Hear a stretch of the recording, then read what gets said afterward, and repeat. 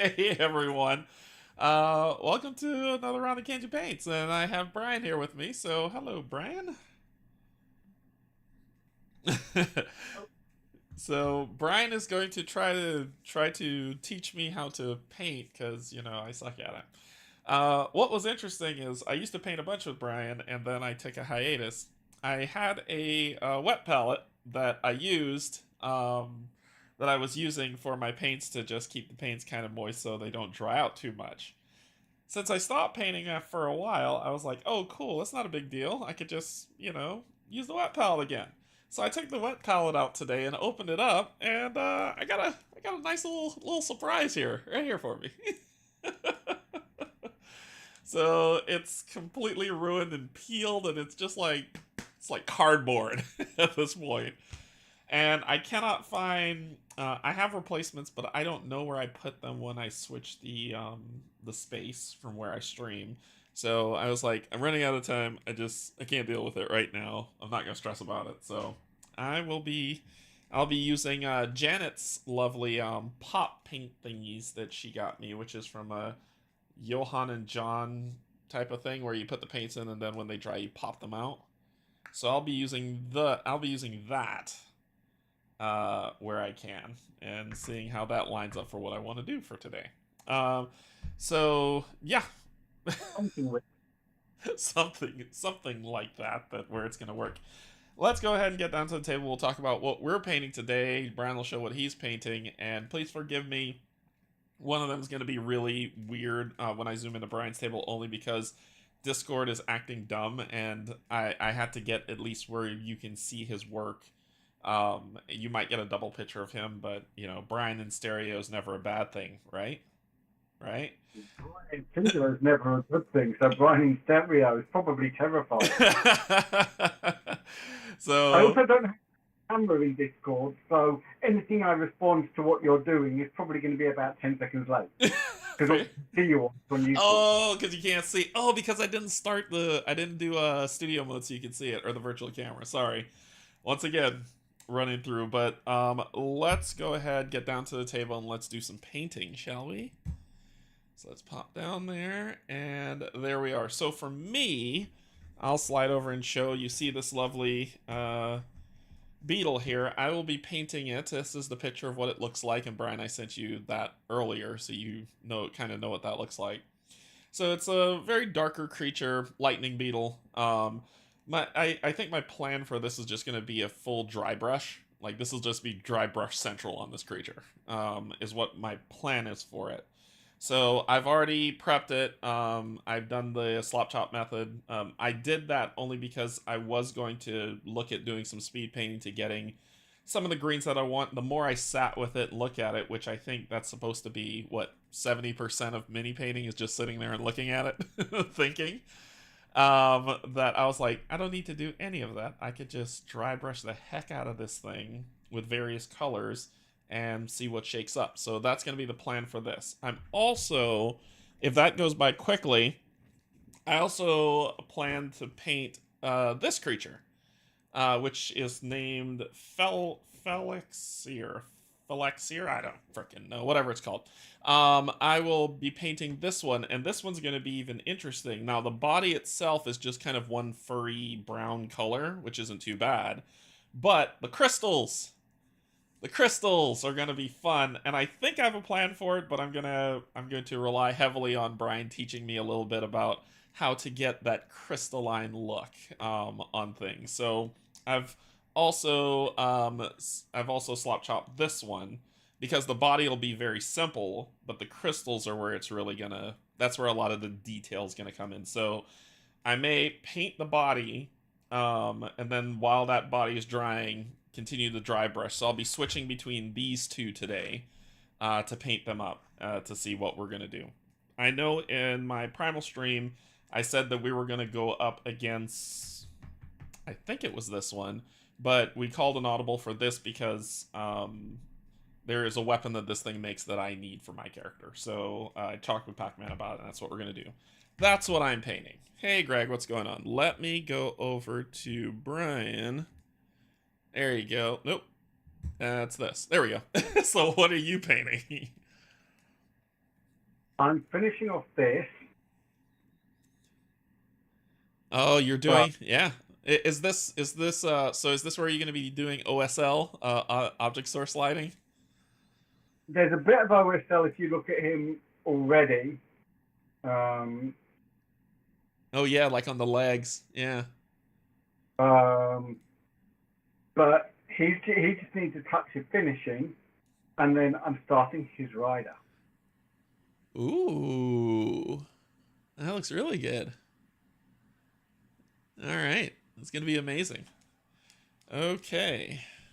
All right, so I guess we're going to dive in and get going with this. All right. So after staring at this for a long time, I'm going with a set of colors, right? I'm going with, and I'll be using Pro Acryl. So this is, like I said, Slop Chop method is really good for speed paints because the paint's set into the recesses and you get those good shadows. One of the things that was turning me off of speed paints is that I did zenithal highlighting, and when I did that, it didn't look as good until I did the Slop Chop method, and then it just worked for me. So because this creature is going to be all dry brush, I did start off. I do have the Slop Chop method, but that's going to be fine. We're going to do. I'm going to start with a pro. I'm going to be using the Pro Acryl line of paint. So I got green, I got bright yellow green, I got a metallic glitter green, and then I was thinking I don't know what you call this thing at the back of it. It's butt. But I was thinking of making that kind of like a weird yellow ochre color, and then try to give it a little bit of a shine or something to make it off the body. And in doing so, probably like do some dry brushing on the bottom. So this is going to be a lot of dry brushing that's going to be happening in this. But it's going to be using regular paints and not speed paints for the dry brush. Hey, Greg. Hey, Greg. And I got my dry brush set. So I'm ready to go. What you... I'm hopefully going to have some fun at Expo this year. I might buy some paints, Canje. Oh, it's like you don't already have enough, right? Is that it? Like the rest of the Pro Acryls that I don't already have. Oh, gotcha. Do they do a metallic line as well? Yep. Okay, so you're going to be picking up a lot of that stuff. They've only got 24 paints I don't have. 24. I see. All right, so... So we're gonna start off. For me, I'm gonna start off with. I'm gonna go from dark to light greens in terms of dry brushing. Did you do anything to prime it, or did it come like that? No, I did. I did a slop chop method. So basically, what the slap chop method is you prime it black, and then you dry brush on gray, and then you dry brush on white, and it gives it this look here where you get these darks, right? I definitely have to tell you, if you're going to paint any mini, prime it. Because the paint will not hold if you don't.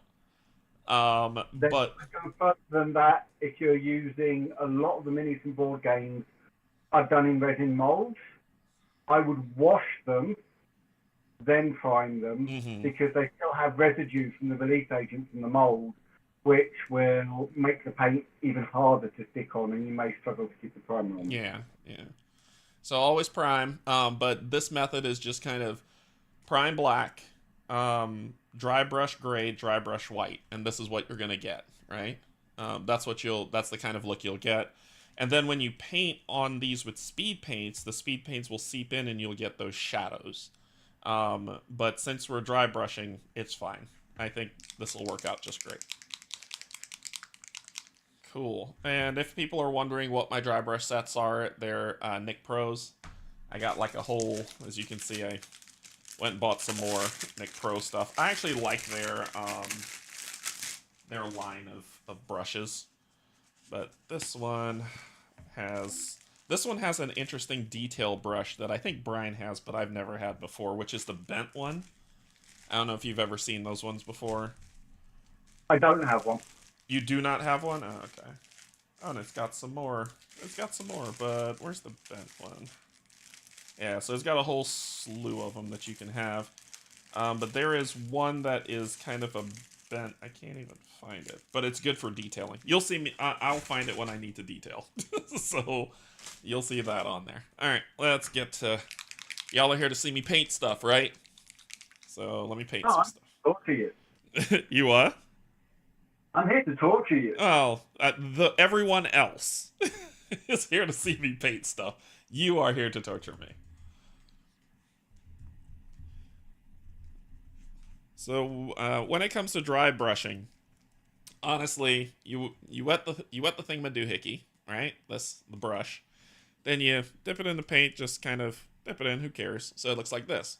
Then you get a napkin. I'll just pull this over here, and you take the paint off.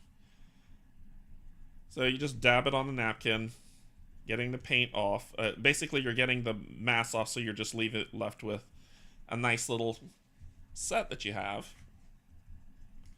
And then from there, in one direction only. Don't go like you're drawing everywhere. You lightly brush in one direction. So if I'm lightly brushing, I'm doing this. And as you can see, I don't know if you can see properly, but the green is being applied on as I'm lightly brushing just one direction. Basically, I'm going forward, lifting up, coming back, going down, going forward. And that's kind of how I'm doing it.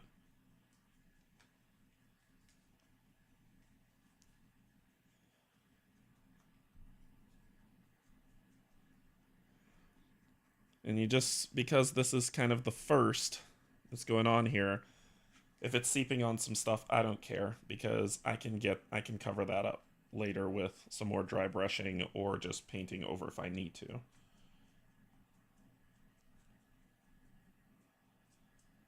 There is an effect I want for this creature that I will need Bryan's help with. I want the wings to have kind of a luminescent look. So you might get I might get some book learning today from Bryan on how to make that happen. If I ask really nice. So see?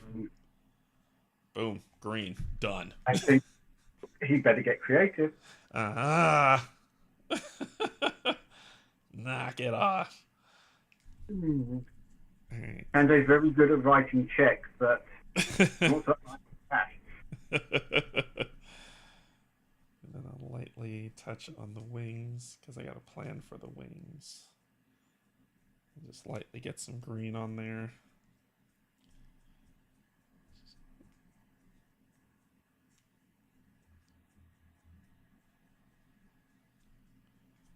And just like that, look at that. Dry brush one done. Clean your brush. Let it dry a little. So clean your brush, let that dry, and then when I come back, where this is the green, like mostly what it is, I'm gonna then do some more dry brushing, but a little bit more focus with this bright yellow green to kind of accent that out. It already looks super. Hey, Danny, what's going on? It looks cool. Danny, you're always welcome to come paint with us. We're always taking people who want to paint. So, but yeah. So I'm doing that just quickly with the dry brush to do that. I'm gonna come back, and this time I'm gonna focus dry brush with these to kind of give that set of light right on it. So with Zenithal highlighting, you know how you get that light focus when you do it. So you do black and then you do the white focus, but you try to focus on a light source. I'm going to try to do that with this. So this is going to kind of be my light source that I'm going to put to one side on this. Afterwards, then it's to kind of give it that metallic look.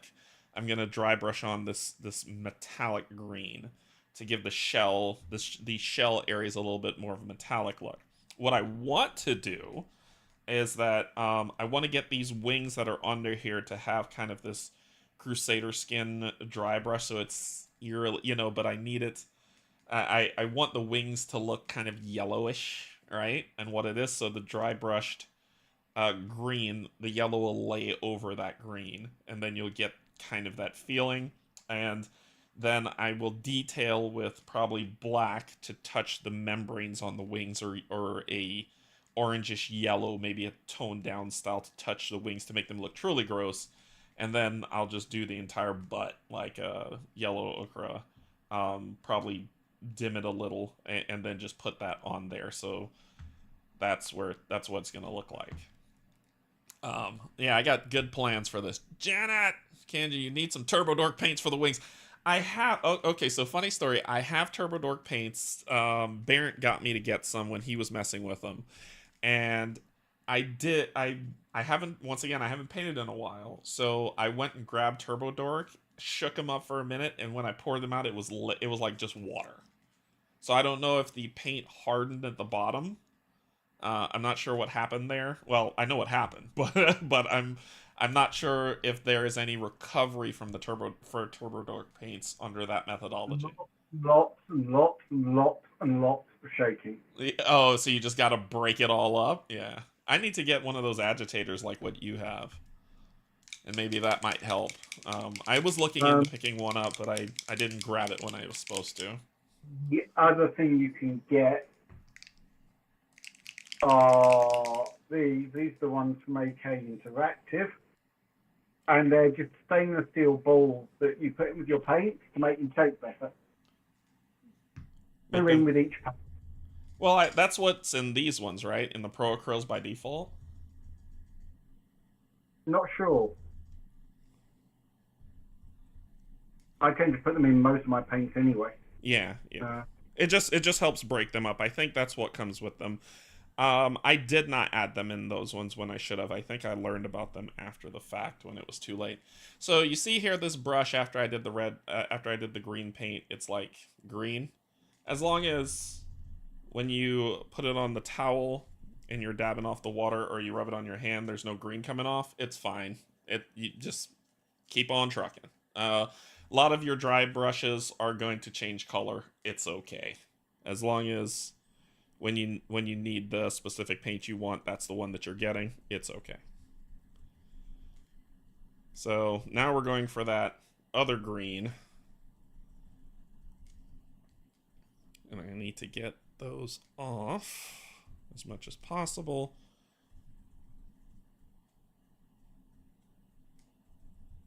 All right. And we're going to focus this one. I'm really going to get a lot of it off. Okay. And we'll focus on it.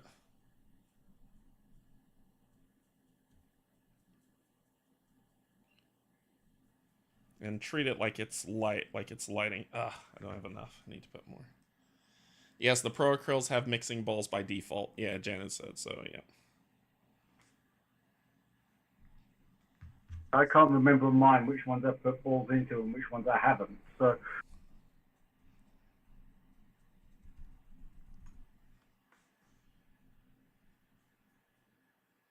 now I think the rest of that statement should be left there. Yeah, there we go. And just very focused on this one. So you get a nice...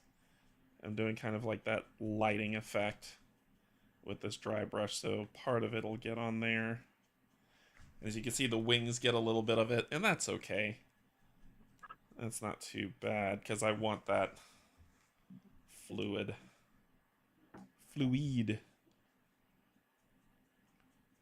Just kind of focus, lightly brush it on.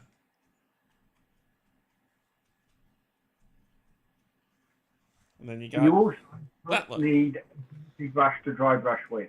Do what? You don't need a fancy brush to dry brush with. You can do it with ordinary brushes. Yes, that is correct. Yep.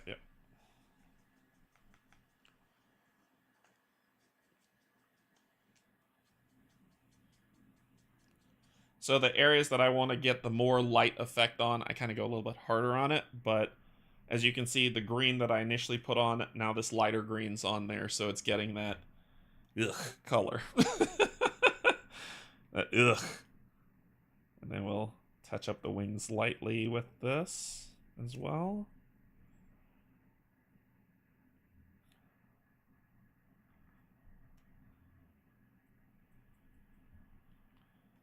And it's looking pretty good. It's looking pretty decent. I don't hate it.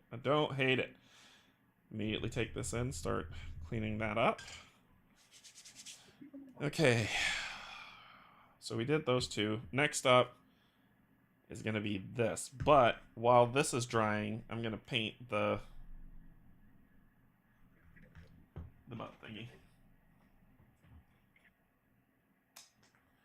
Okay, so I think we're doing.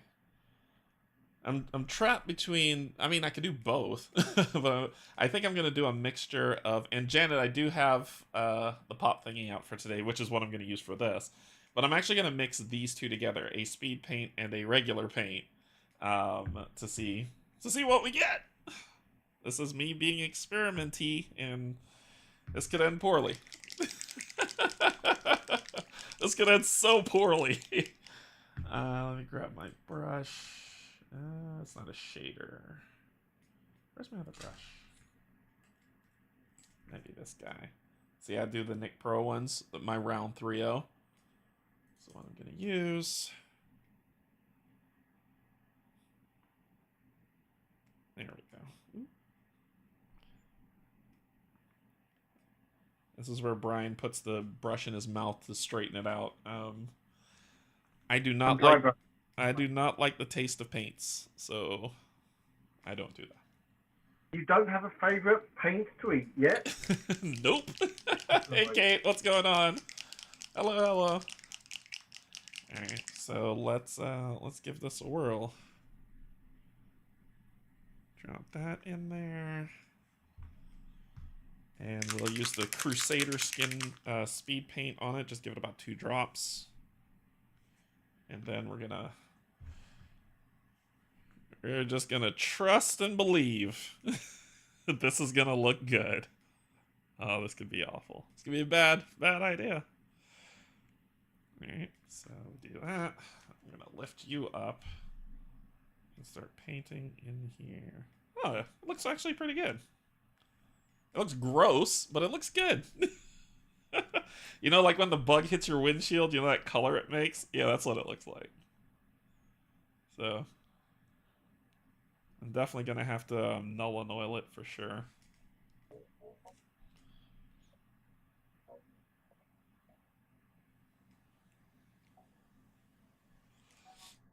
So, yeah, looking...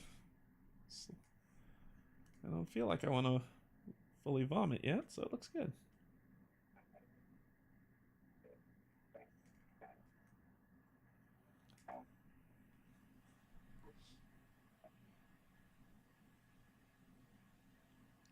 And once again, for people whose hands shake, my hands shake a lot. Like as I'm holding it, you see my hand shaking.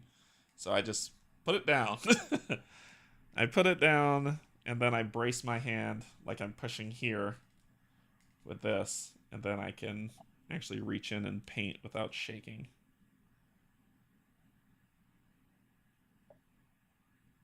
So for people whose hands shake, there's a pro tip. Well, semi, not pro. There's a tip. Not a pro. It's just a pro what? Like, a pro of what? Yeah, that's exactly right. What kind of pro am I? That looks gross, doesn't it? That looks disgusting. Also, just watching Rob and Mel play Arkham, they're searching for Birdie. Oh, yeah. I know they started that campaign, but I was like, they may take a different avenue than we do, so I didn't want any spoilers, so I didn't watch any of it. I would love to see how their stuff's working out, but... Well, generally, if they're taking a good avenue, then they're probably taking a different avenue to you. I came here for the paints, not the heckles. Or is that right? My hand just kind of slammed all over this thing. That's okay. We'll clean it up later. We'll clean it up when Bryan teaches us how to do luminescence. That's right. I said it. I didn't watch the previous episode because they did one we hadn't done yet. Oh, gotcha. Yeah.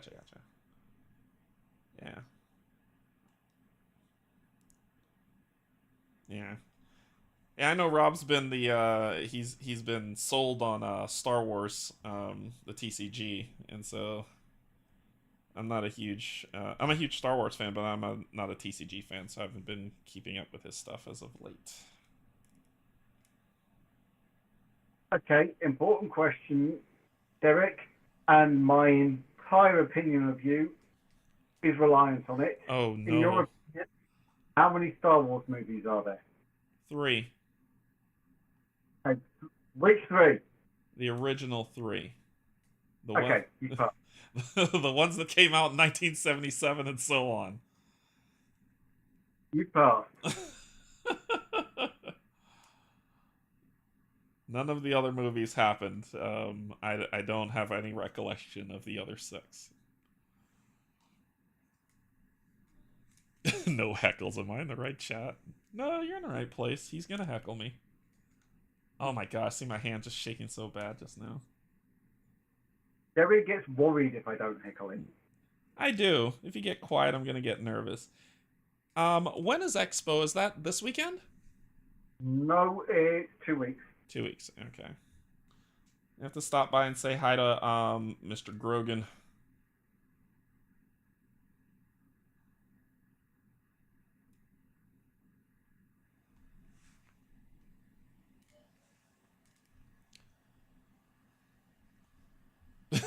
Kate said she'd be generous and say that there's six original and a prequel. That's being too generous. Ugh. What's funny is that I was speaking with Oh, Barrett. I like it.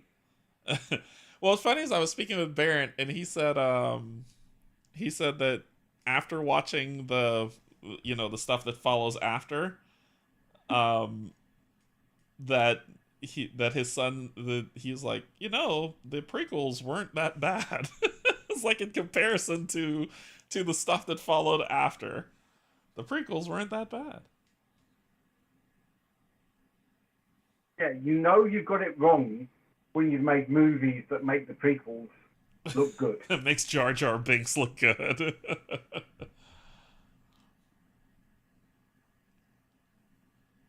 There we go. Okay, there, we'll let that dry.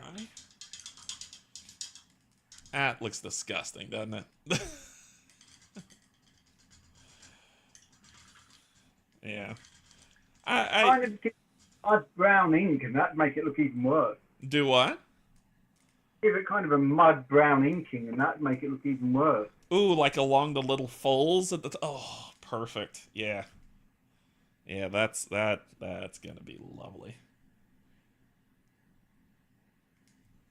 Well, especially considering where in the body you think it looks like it is.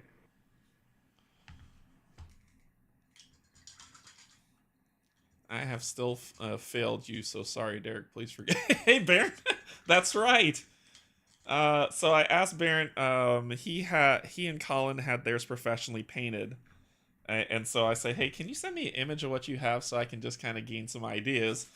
And I sent that to him on Thursday, and he said, sure, I'll get it to you right after I get off work.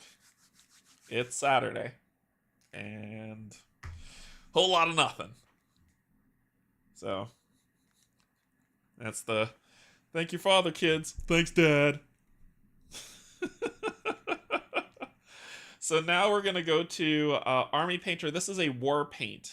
This is not a speed paint. And this is a metallic war paint, which is glitter green. And that's going to be an even more focused dry brush. I have a whole lot of nothing. You're everything, man. You're everything.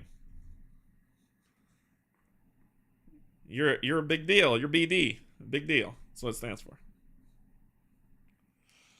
I need another one of these.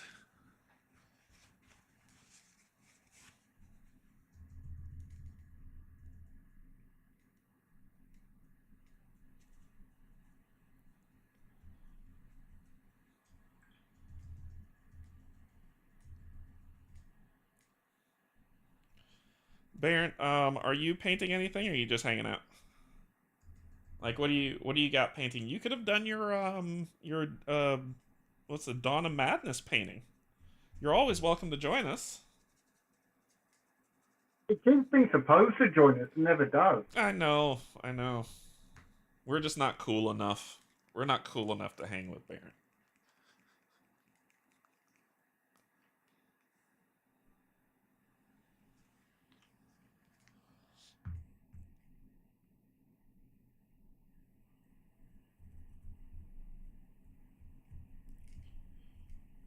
So I'm doing the metallic now.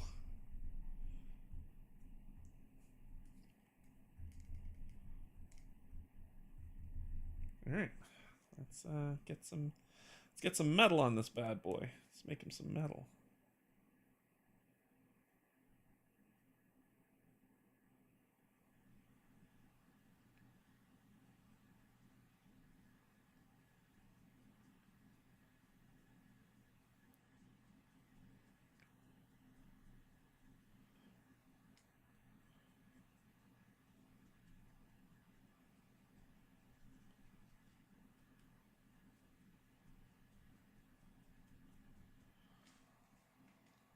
As you can see, if you look at one side and then look at the other, you see the metal just kind of shining off the armor there. The carapace. Carapace?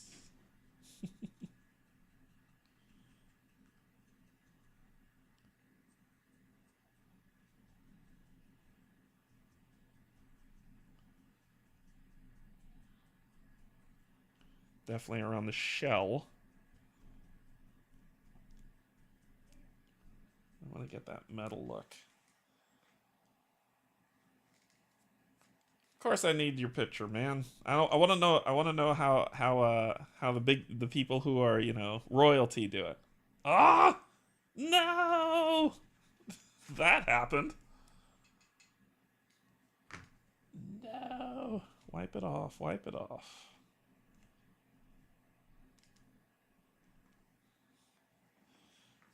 Wait for it to dry and then reapply.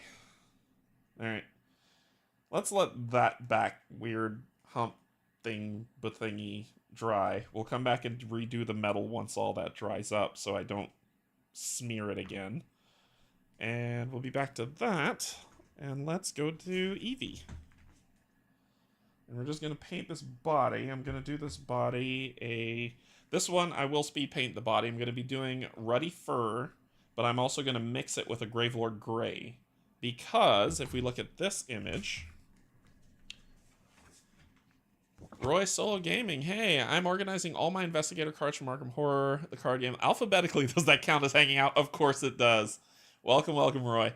So, we want the fur look, but I don't want it to be reddish, right? So if you look at this color, it kind of doesn't match, but it does have the fur contour that I want.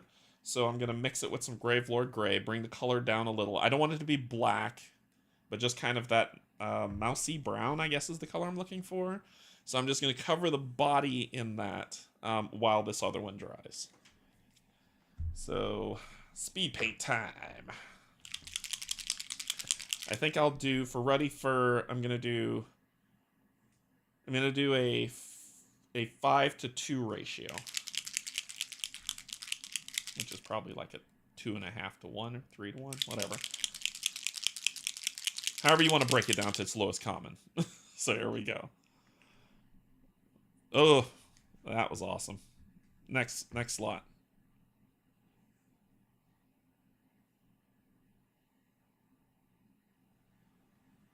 So that's 10. So I need 4 drops.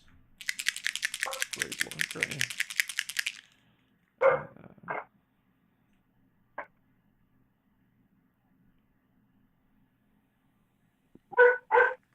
Exactly.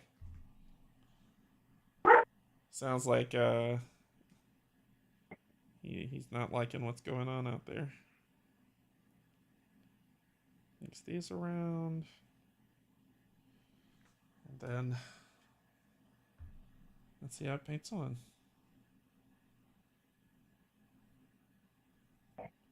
There you go.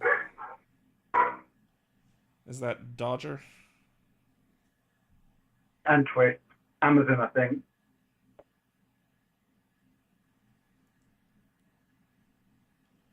And when always keep in mind when you put on speed paints, it's going on wet, so don't be like, oh, it's not looking exactly like the color I want. Let it dry, and then you should see the color come out of what you're looking for. I think when I first started with them, I put them on and I was like, this is not what I want it to look like. But after I let it dry, it's like, oh, okay, I'm an idiot. I should have just let the paint dry so to get the color consistency that I'm looking for. Oh, post Expo, I should be painting lots and lots of aliens again. What are you picking up? Everything I haven't picked up from Another Glorious Day in the Court. Okay. Have you gone through all the scenarios on that one already? The core? Amazon Terrace, you didn't pull. I've got to sort out an Amazon thing and I will be back in a moment. Sure. Yes. Hey, Cynthia. All right. You can sit down and paint with us too, you know. Yeah, I'm going to sort out the Amazon package.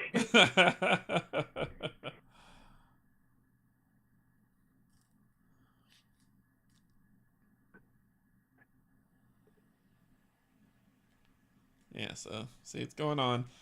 And it is getting the darker color that I want, and when it dries, you'll see that kind of furred look that goes on. But I need to, by and large, the majority of the creature is one color. We just need to make sure that the, you know what I'm saying, the crystals are gonna be, that's gonna be the tricky part of this. All right, we're gonna paint some wolf butt here. They're saying people know what you're saying. It's a fairly heavy assumption.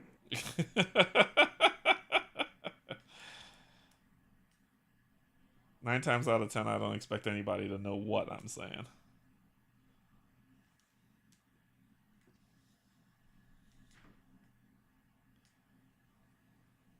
Honestly, this is a very basic creature, save for the crystals.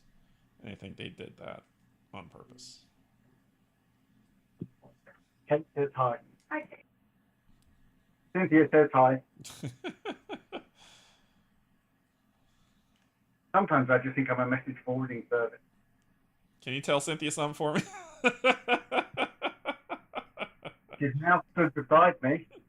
I'm not. Sorry. Nice. That's several seconds behind. It's that side. Hey, So you Cynthia. can see it. Yeah, I can see it. See yourself disappear. Yeah, she's usually the voice that pops on with Kate's voice on Sunday. So there she is. There you go. Bye, everyone. Bye.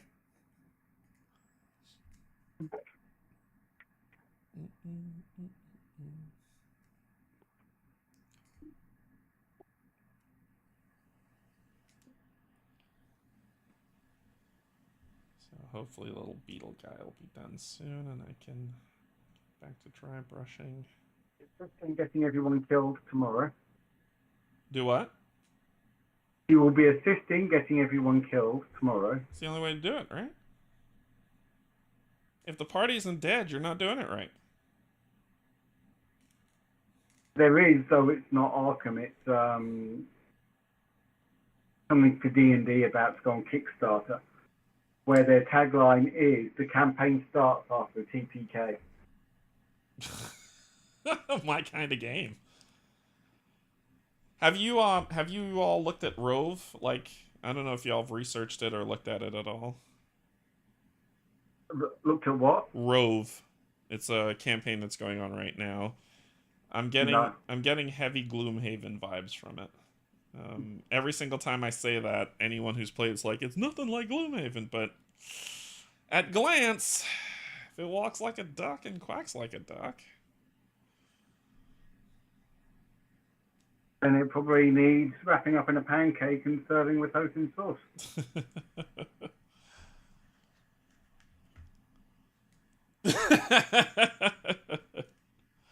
Kate, what's the worst that could happen?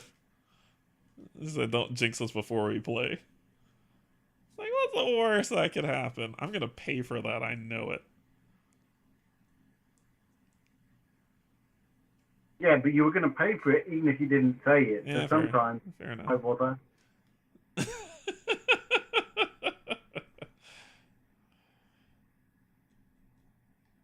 The thing that scares me about this specific Arkham cycle is that they're throwing XP at us, and that makes me nervous. It's like, upgrade your decks because you're going to die. Get a little nervous with that. It's Arkham. You're going to die.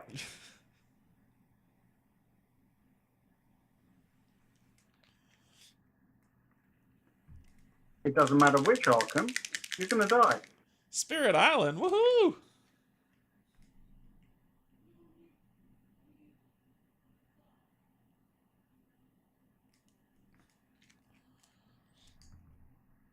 I suppose it is Arkham. You might not die.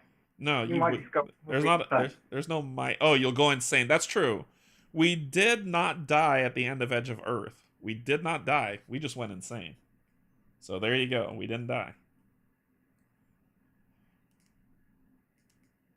That's too much.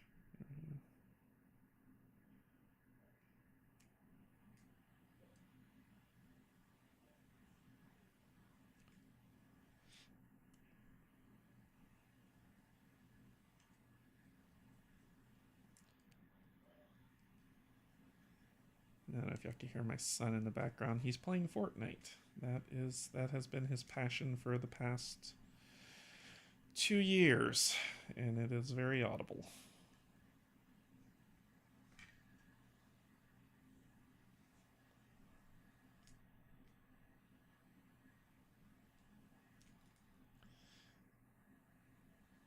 I just finished Edge of the Earth 3 days ago.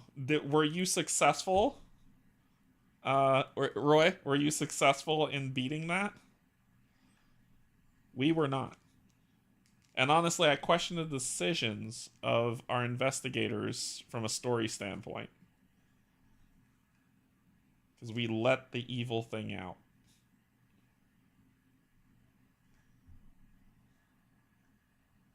It's not a spoiler to say we lost, so. Alright. Let's get this other side going. Oh, you died? Okay. Yeah, we were doing well until a specific scenario, and then everything went downhill. And it wasn't... It was just that scenario. The other scenarios we were doing were like, okay, we're struggling, but we're making it. We're doing okay. And then that one scenario happened, and it just spiraled. I see how much you struggle, and then I pause and think, well, hang on. You've got one of Cthulhu's cult leaders that's in the past to win.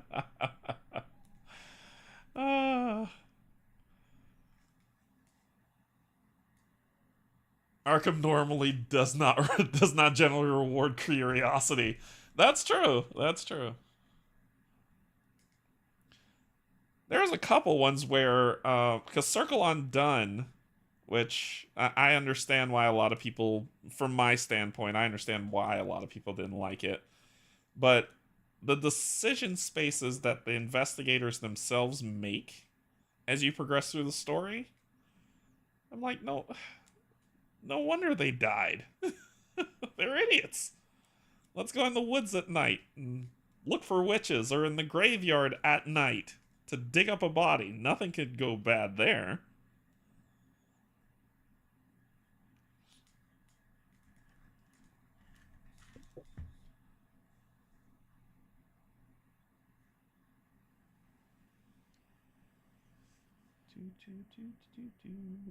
Let's see, do that. Getting in there is going to be tricky. I would go beyond Arkham doesn't generally reward curiosity. Arkham doesn't generally reward. It rewards you with insanity. That's what it rewards you with. Roy says, I like Circle Undone. We won the campaign. Oh, you did. I know how you won the scenario. Yeah, I know how you won the scenario. For sure. We had that option. Well, no, we didn't have that option, but it was funny to see that, oh, that's a way you can beat the game. The thing, though, is if you progress past that point, Roy, the story makes no sense. Like past that point, the story makes zero sense. We just allowed this bad thing to happen, and then we never talk about it again.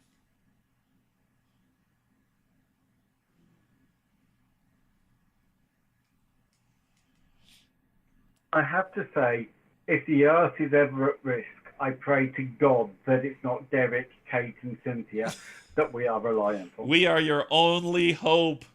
We're your last resort, my man. You get. There are comments to go with that. None of them can be said on a family channel. You get to enjoy us helping the world.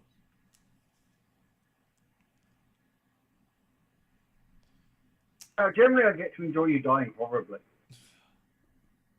Are those two mutually exclusive? Well, yeah, if you're dying horribly, you're probably not actually helping the world. We could die horribly and save the world. Just die at the end. Let's see here. It's a lot of paint for this fur.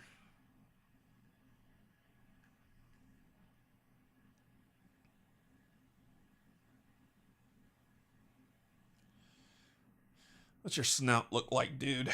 Alright, we're gonna have to dry brush the snout a little bit, but we are gonna paint that, and then we'll get you with your... I'm so looking forward to you starting on those crystals. You mean you teaching me how to start on those crystals? I will not know how, so if you leave me to my own devices, I'm just gonna sit there and look at it. I'm assuming it's just dry brushing frenzy, but we'll see. No, you don't really want to be dry brushing at all. Yeah, then, yeah, I'm gonna need some help with that.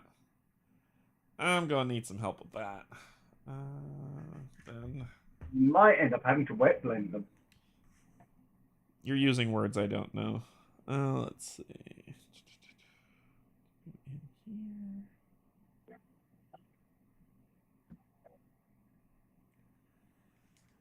here. And no, Kate, no, you haven't. I made no denial about being a cultist. I think 3 of you have to be worshippers of Neolarphatep, just because of the level of chaos. Has he been made into an Arkham game yet? I don't think so. I know he exists in Eldritch Horror. Yeah. But I don't think he's been put into Arkham yet. So more cycles coming, I guess, to fight him. And then there's a few other ones. I kind of threw when I was talking with Kate, I was like, I kind of through context clues, I know who's at the head of Forgotten Age. It just makes sense for it to be that one.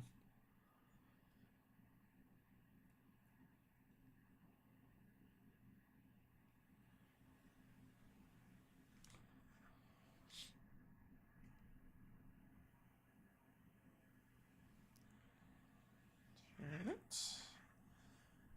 Get in here.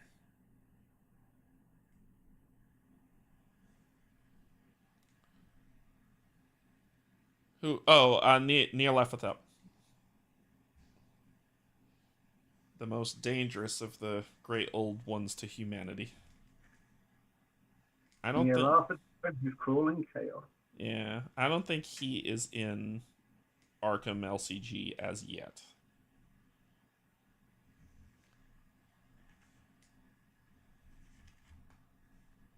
And Kate, there's a new scenario that's going to be played at Gen Con. So if they have a promo, I'll grab it and send it to you like I did with the other one last year. So consider yourself covered if there's a promo out there during Gen Con.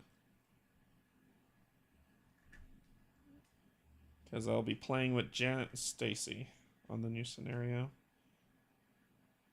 And event sign up is tomorrow. So just bear in mind if you're going to Gen Con, make sure that you do your registration is tomorrow, event registration.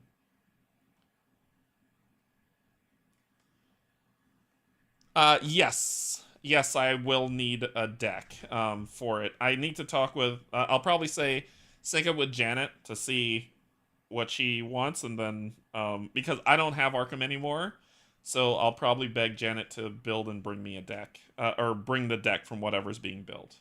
Should I say?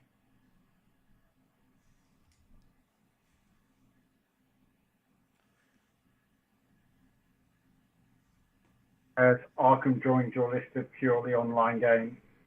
Yeah, because I don't want to play it if I'm not playing with Kate and Cynthia.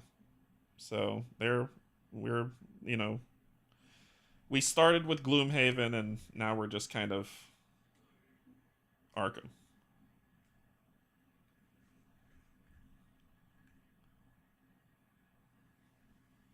You need to expand your repertoire. We'll play other games after we finish Arkham.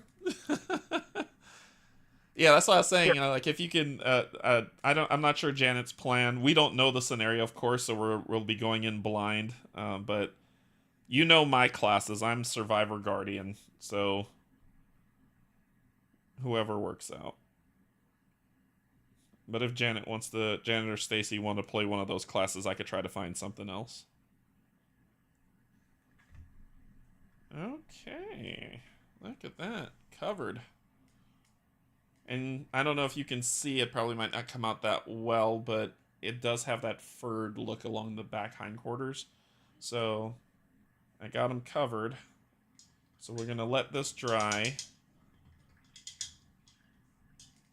and see how Green Boy's doing. Is that dried fully? It's still a little wet, but we could probably continue our dry brushing on this guy. Jan said, I got my investigator set for Dream Eater, so for me to build decks, I'll have all the cards except for Innsmouth. Okay, cool. Thank you.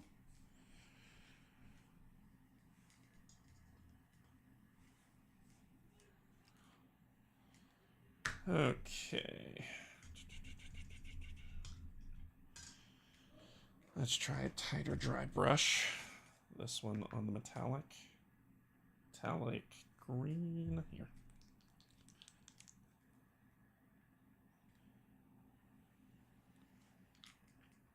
And Janet, did you get Dawn of Madness or back Dawn of Madness? Is that your style of game? I know you play some campaign based ones, but I don't know if that was up your alley or if you were like, nah, you weren't interested in that.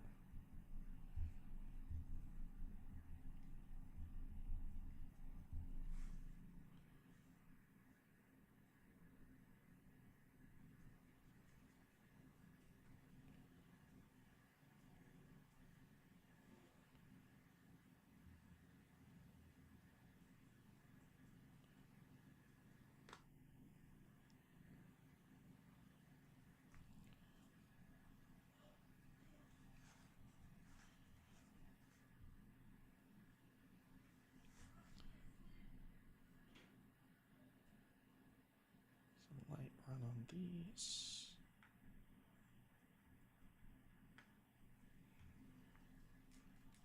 No, I do not have Dawn of Madness. Okay.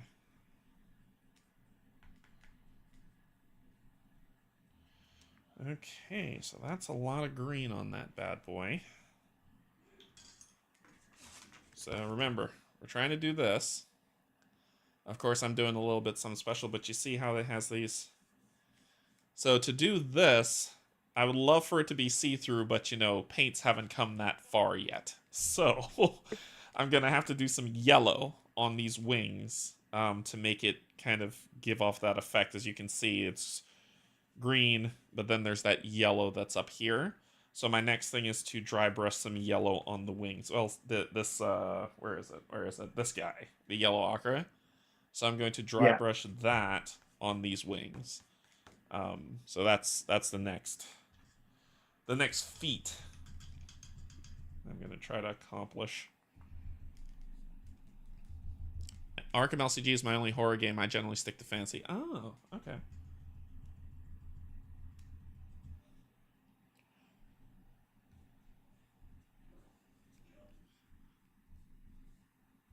Yeah, I like the I don't know, games that come out that are just strictly like that are Lovecraftian based, I tend to gravitate towards them more. I don't know why. I mean, they're horror games. Other horror games are out there, but those ones just seem to win for me. There's a good amount of lore to the whole Lovecraft thing, so you know what you're getting into, and you know there's a good story sat behind it all. Yeah, yeah. Whereas a lot of horror stuff, you don't necessarily have the same level of Well, options to buy yeah, in. yeah. I think if they did like an alien game, I know there's plenty out there, but I think if they did one that resonated as much, maybe that might work. You know, if they did an alien game that was kind of, I don't know, what do you think? Arkham horror like? I don't know how well that Alien, the Aliens, I don't want to do a discredit and call it shock horror or jump scares or any of that because Mm-hmm. there's far more to it than that. But it's tension horror in a way that it would be hard to generate in that environment. True. True. Um,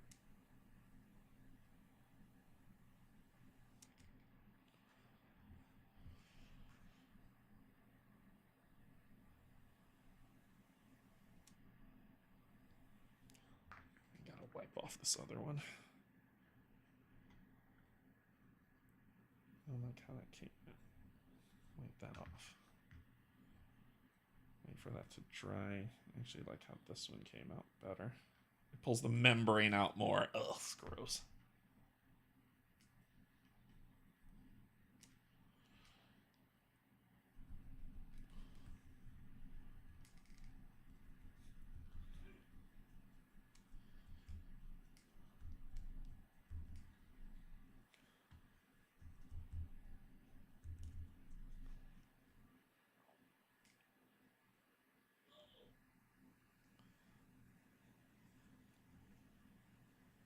Ugh, dadgummit.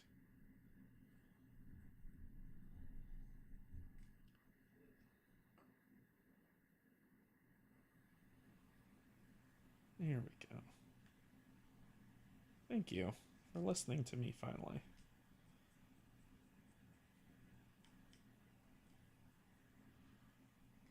So give that yellowish color to it.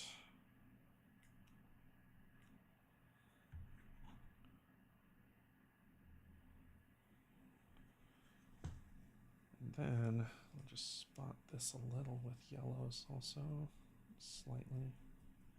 Then we'll go back over it with the metallic.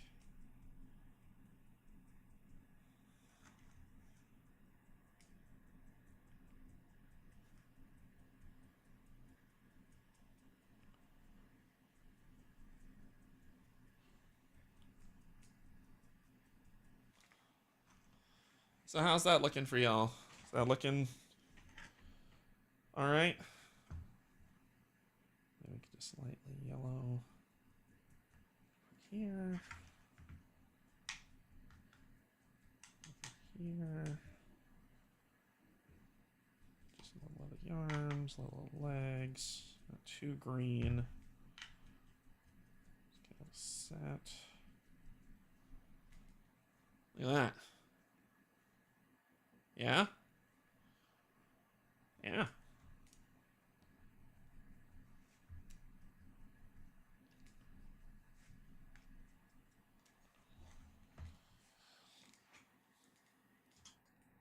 All right. He's not done, but at least now you see the colors taking shape on what's going on with them. This thing here, I need to those little. I don't know if you could see them. Let me see if I can zoom in. See those little lines? That's what Bryan was talking about. If I could get a muddy brown and just accent those lines with a detail brush. And that's the one that I have to find. Oh, here's a detail brush. Nope, that's not one. That's a line. That's a 3-0. Round liner. Yeah, I'm not going to be successful with that. This one, this is the bent one. Angled spot. Haha. So if you see, it's bent, right? So I can, this is what I'm going to be using for that. So it's bent so I can reach those hard to reach areas. Let's keep it closed up for right now, but that's the one I'll be doing on the back. I just need to go back over this with the metallic green to kind of dull the yellow a little bit more. Then honestly do those weird things, and the wings, I'll probably detail the membranes on the wings a Gravelord, probably like a, I don't want to say black, like a grayish black, to bring out those on there, and I think the metal on them will kind of make it shine. But finally, the last thing I'll need to do is, if you see around the top here, the final dry brush, you see that? That's kind of like a brownish color. I'm probably going to grab a brown dry brush, just the nooks, like the joints. And then bippity boppity boo. It's done. Let's let this dry some more, because for me, the next thing is to get those lines that are in there, which are going to be really hard to do. So let's bring back out this, and Bryan is going to start talking about... What are we talking about, Bryan? Crystals! Yay! Oh, I gotta pull the picture first, so you can see. I know you should have the picture on the Discord message I had, but this is what I'm going for. So it looks like there's blues, whites, and oranges and yellows, more than likely. So I'm give me a moment to pull up the original picture on my phone. Yeah. Because my computer screen is dedicated to this right now. So we're all gonna get a lesson on crystals. Woohoo! Right, first thing you need to do is go in and repaint all of them white. Brightest white you got. Start white? Yep, pure white. My goodness. Alright. Crystals have a kind of bright, intense interior. If you start dull, the colours, blacks and greys, your colours will always be dull. Okay. So you need something intense. So just paint every crystal white. All right.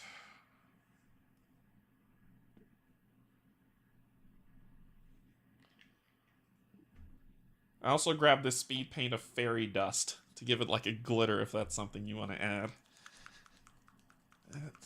This white paint. Come on, don't be scared. Uh-oh, running out of white paint. There we go. Okay. If anybody needs to paint crystals, pay attention now. Oh, I always struggle with white paints clumping.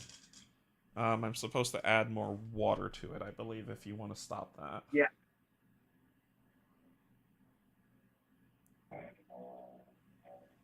White can be very chalky, it clumps. It's all to do with the size of the pigment. So if you ever find that you're doing white paints and they're starting to clump, add water. And then all shall be good. So you're going to be using lots of layers of very, very thin paint during this. Okay, so I'm going to be thinning a lot of paint. Gotcha.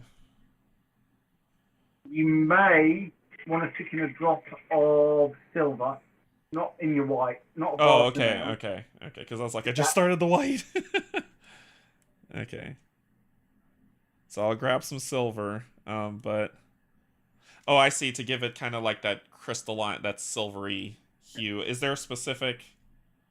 if you're looking at the... I'm making this up as I go along, so there's nothing specific. Okay.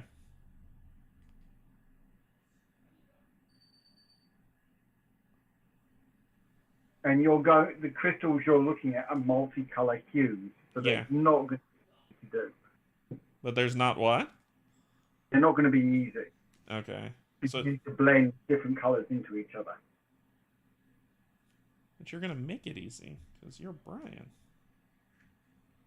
No, I'm going to make it quick. Doesn't mean it's necessarily going to be easy.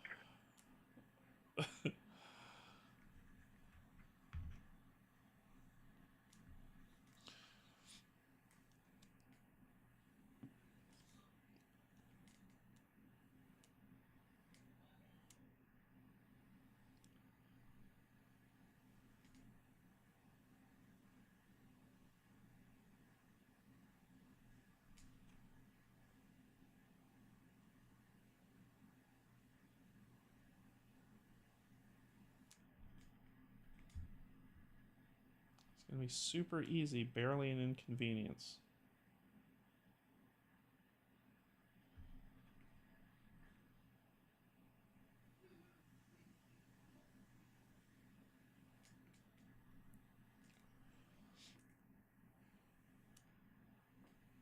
So you have kind of different thicknesses, definitions of paint.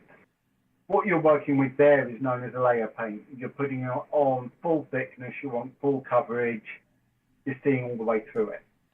Okay.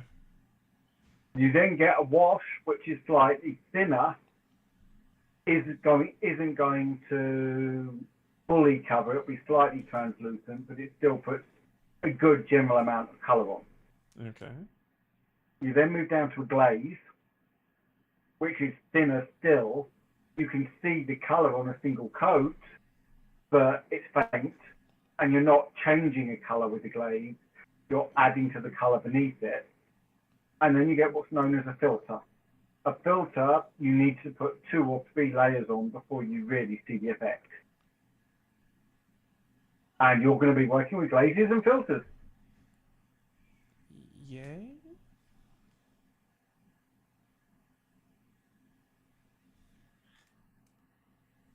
Yay? I don't know. I don't know if I'm gonna celebrate that.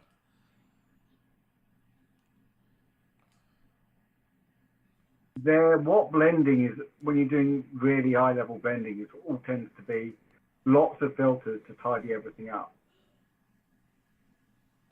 I saw someone do a video where they did toxic waste, you know, that lovely glow, that lovely green glow.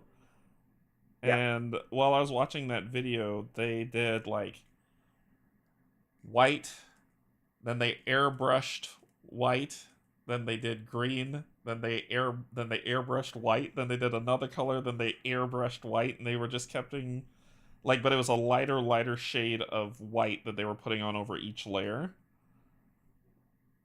And it Yep. did end up looking really good when they were done, but I'm assuming that, you know, that took a lot.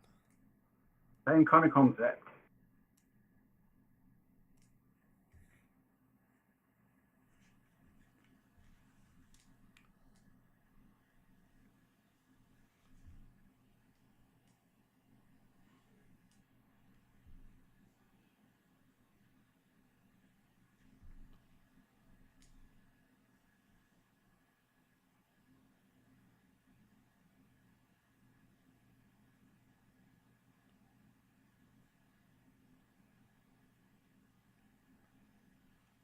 Yeah. What you end up doing is just working backwards and forwards between a couple of little colours that you're filtering and gradually smoothing everything out.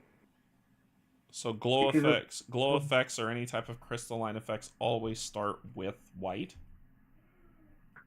Depends on what you're trying to do, but if you want anything you want to end up bright, you want to start out with white. Okay. Black will always dull down your colours. And those crystals, everything else on the mini looked dull, but those crystals were very, very bright. So good contrast on it.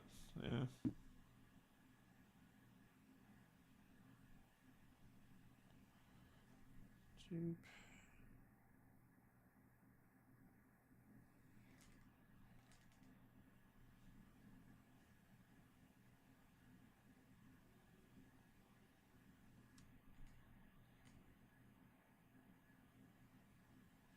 Just gonna paint a happy little crystal right here.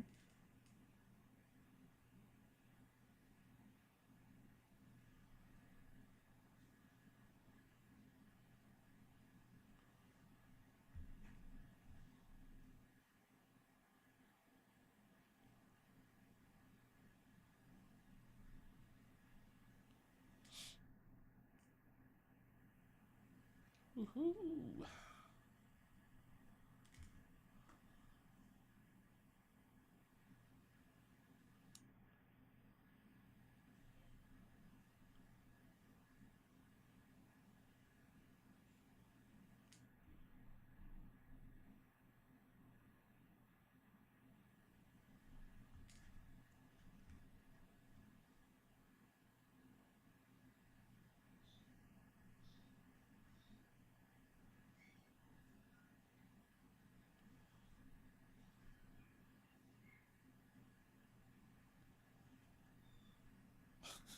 I can hear him in my headphones. It's driving me nuts.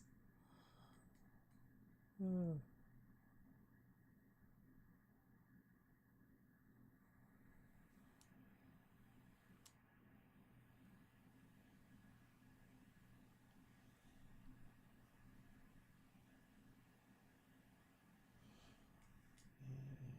there we go.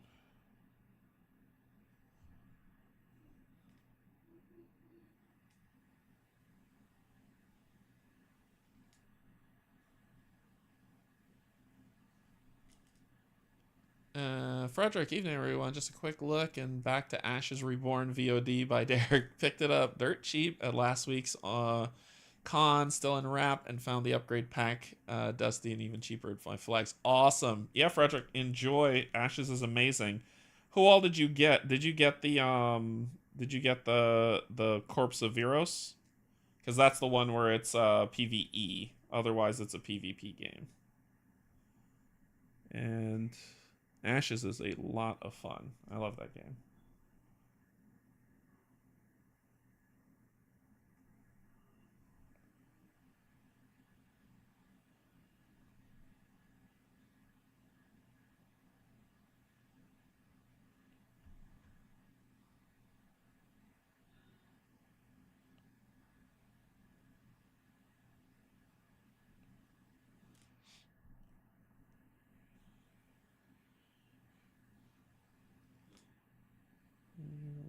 Here we go.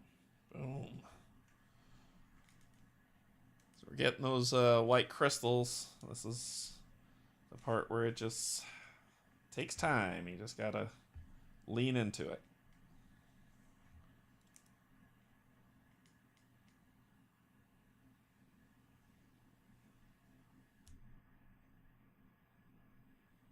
The further and further you get through painting, the more and more it's about patience. Yeah, it'll come out. It's actually a relaxing endeavor, so I think that's the thing. If you look at it as kind of like a chore, then you know it's gonna grate on you. But yeah, we're just sitting here hanging out. So, and usually Bryan and I talk about every and anything, and so the time passes, and this isn't so bad. It's just a relaxing day to paint. So I guess it's if you're gonna paint minis, it's not about oh how fast can I get this thing done or it's laborious. Unless you're doing a assembly line, then it's laborious. But if it's just one specific mini that you're doing, just you know hang out with us, put on some music, and just have a good time.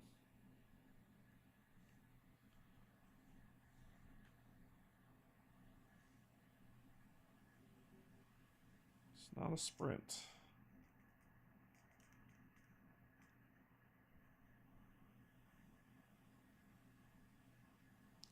So now I did the fronts of the crystals, and I have to do the backs of the crystals.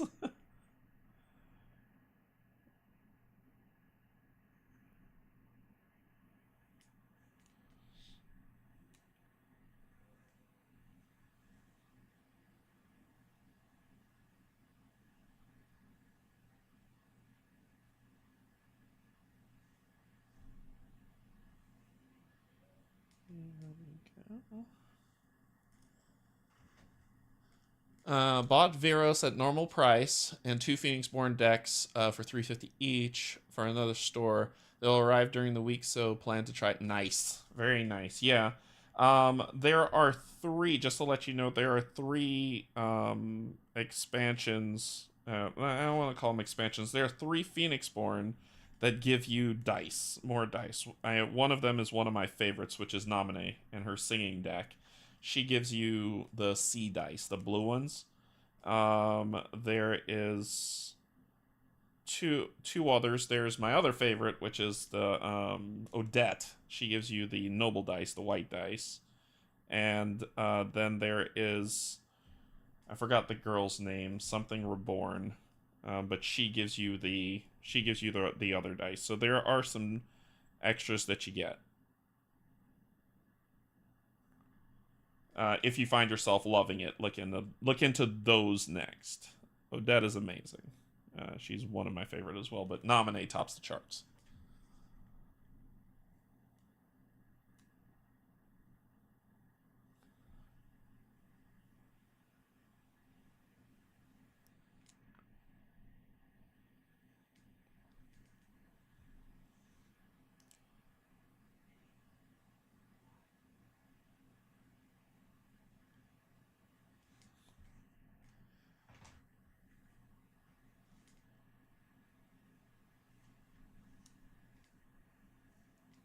I need to get back my VODs of Ashes.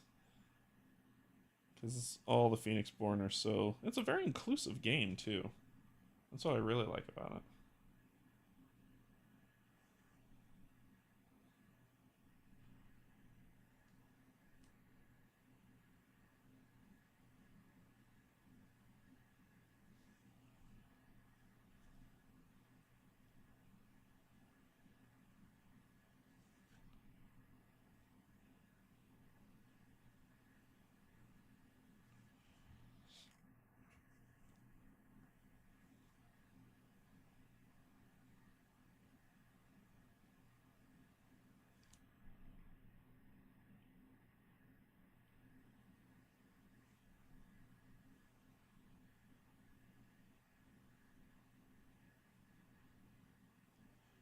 This is usually the segment where the person who's doing the VOD of painting speeds it up.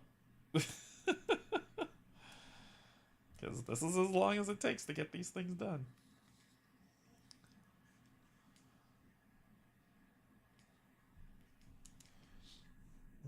Let's see. So we do there.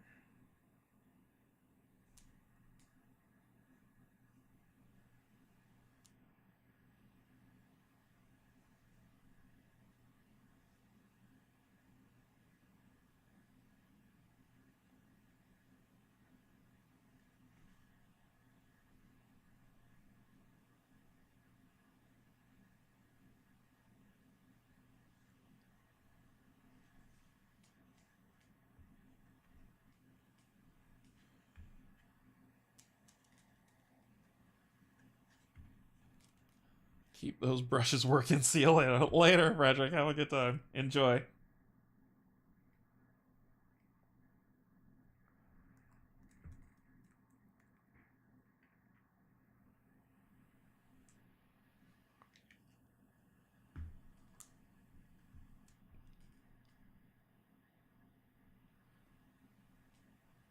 Two. Let's see.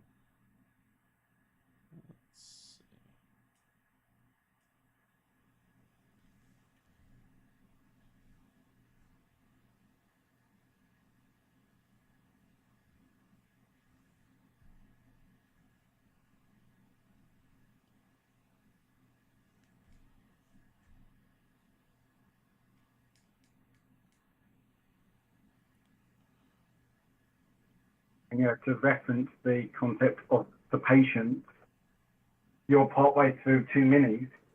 I'm still on an ankle. You're still working on an ankle of it?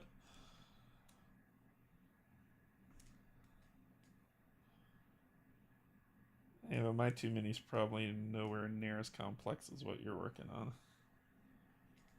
Oh, you will be, because you've got OSL coming up. Yeah, that guy. That's gonna be tough.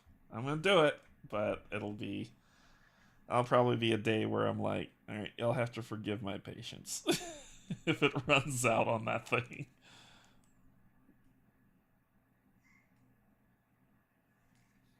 What is that? A crystal that I missed? What is that? What is that?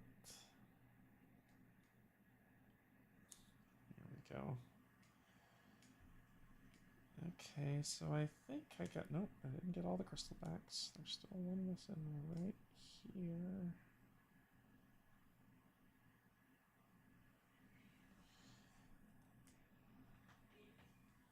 And I need to get the dotted crystals that are... Clean off the brush to do this.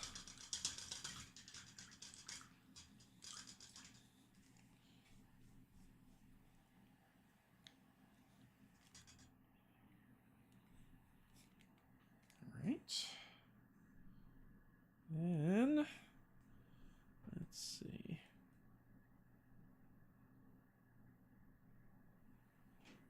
That one...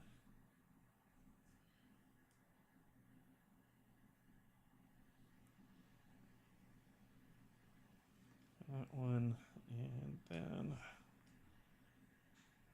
start working on the smaller ones.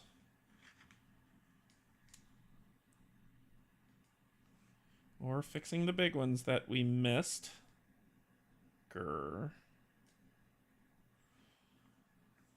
Okay, turn. Another one right here.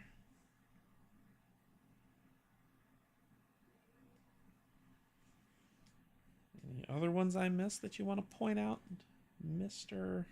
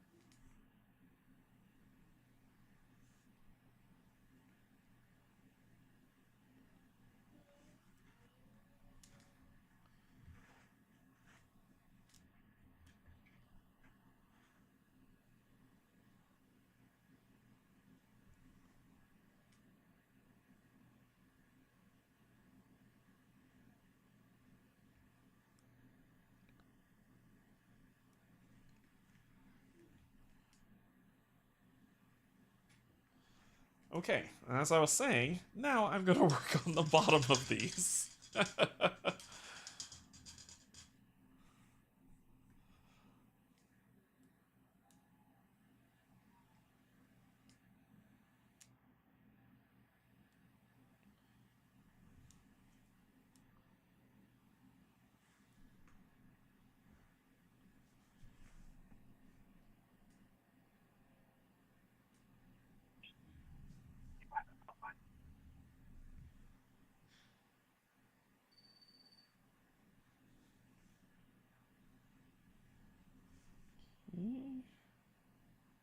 Boop.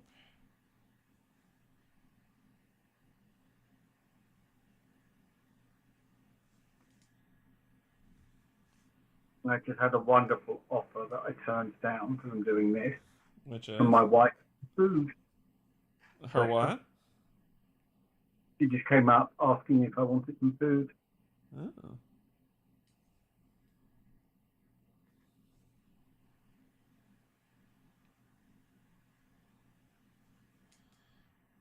Yeah, all I've got for lunch here after this is Chinese food, so I'll have to pay the extra tax.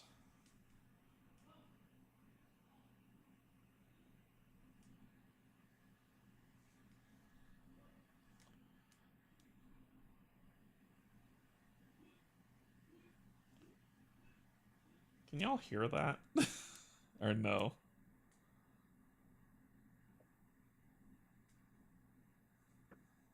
I can't. No. Sun in the background making a bunch of odd noises.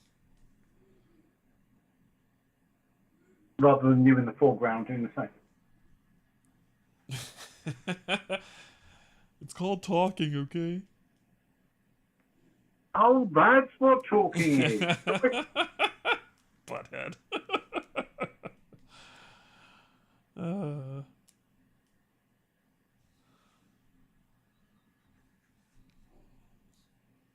it's not Sunday yet. I still can use profanity. There we go. Okay.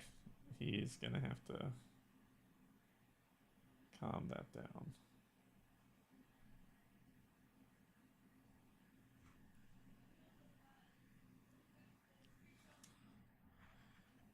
Those are all the tiny crystals on its body. Just parts of them. I have to go back over and get the parts that I didn't get of it. And you haven't got colour yet. You said that with such a joy, such a joyous tone.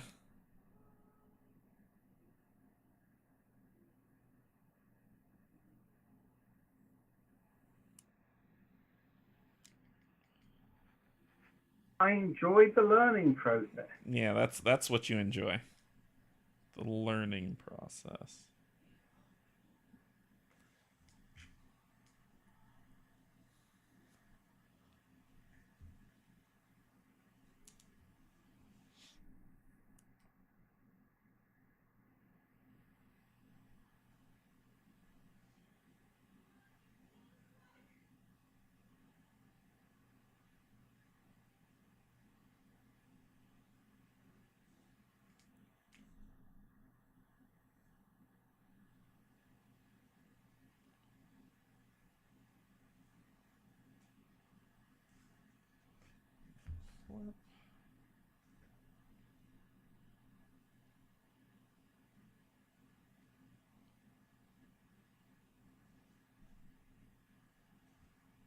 And all these wonderful crystals. Yay, yay, yay.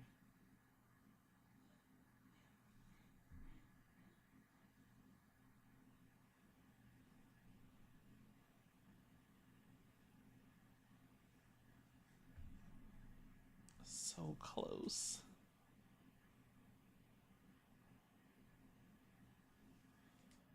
All right. Boom. Let's do a second coat on some of these, and that should do it.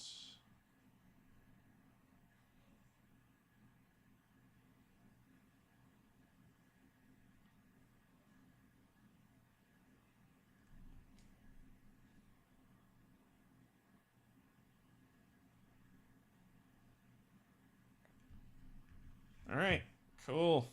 Oh, darn it, I missed a spot.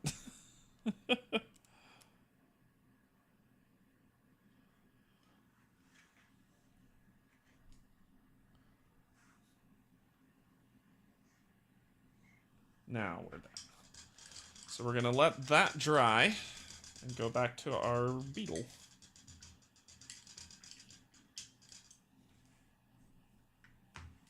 That dry, pull it back over the beetle, and we're going to reapply the metallic gold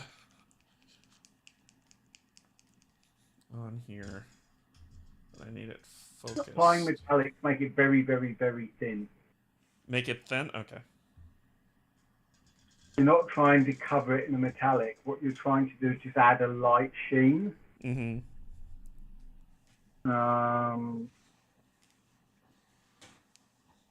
Just that kind of light crystalline effect.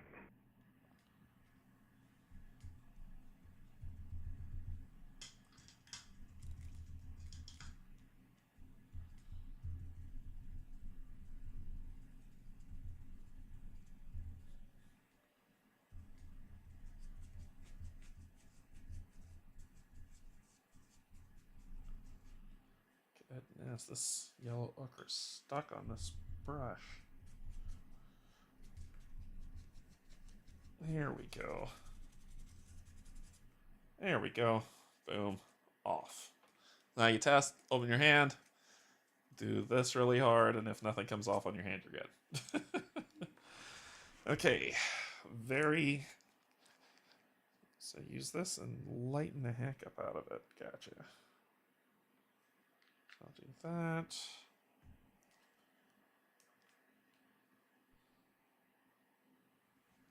So if you want to look, Derek. Oh, let me go to yours guest. There you go. And then if you see just that little bit of flame on the base and the ankle beside it. Yeah. That's all I've been working on for the last hour and a half. So fun. Yay. That little bit there. That looks good.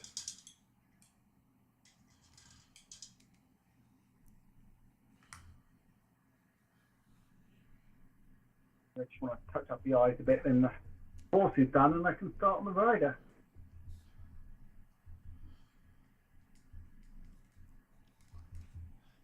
Yeah, Kate says, very nice, Bryan. It's looking good. Well, this has been an on and off project for longer than I care to think about.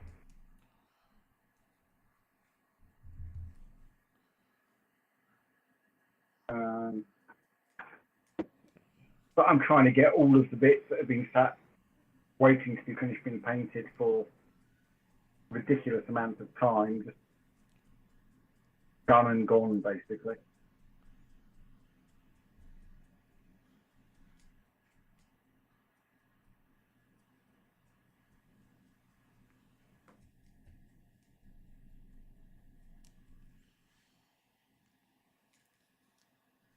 How's that look?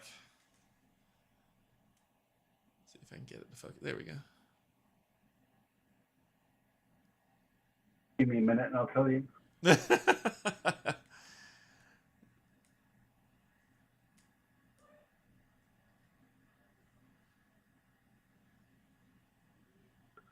I'm going to check the street and make sure I'm... Oh, that's better than I should be.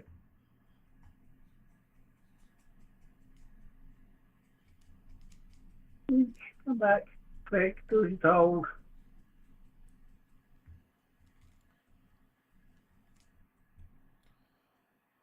Can't seem to get it to shine the way I want. Oh, I know what'll make it shine. Duh. When I varnish, it'll come out shine. I'll just focus varnish on that part, and then I'll matte the rest, and it'll shine the way I want. Sometimes I get it. Sometimes it catches up to me. Sometimes it clicks.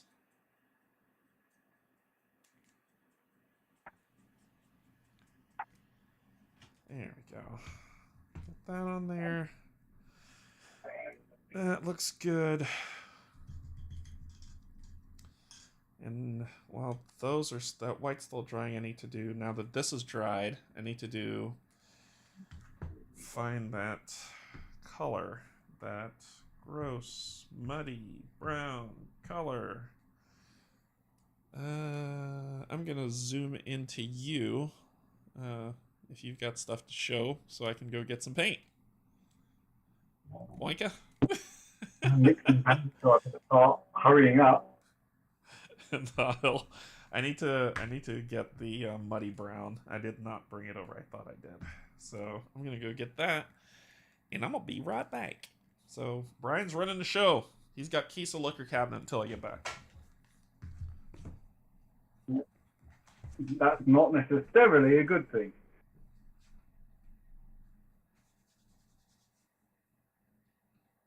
Yeah, I'm gradually working through the Headless Horseman. Not quite the right time of year for it, but I think I started it for Halloween about 2 years ago.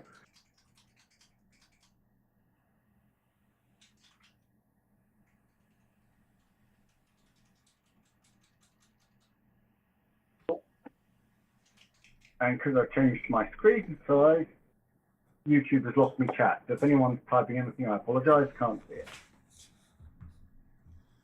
They'll catch up in a minute.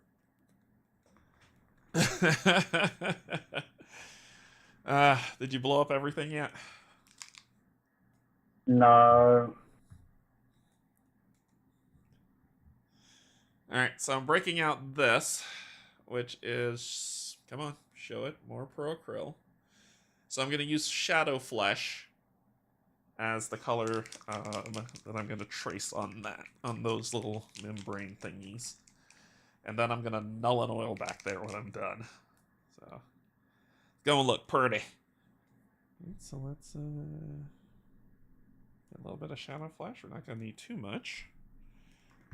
We're going to break out it's a zero brush, and it's an angled spot zero brush. So as you can see, it is curved. Put that a little wet.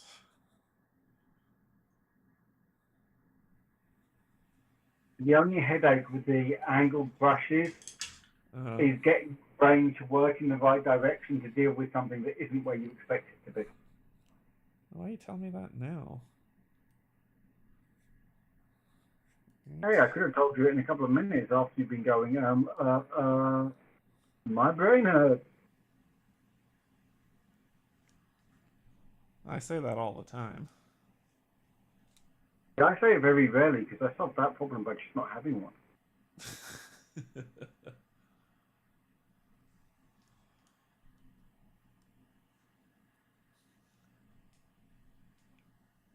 Come on, you little bastard. There we go.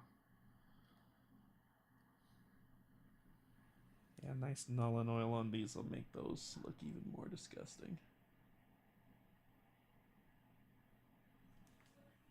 And if you mess up, like, oh, it creeped too much, that's okay. You can clean that up. That's an easy cleanup.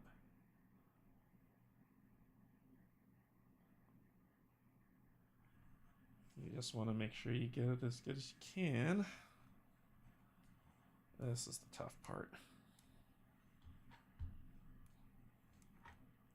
This is the really tough part. Dadgummit. Why aren't these wings removable? I do like you start moaning about the same things you keep hearing me moan about.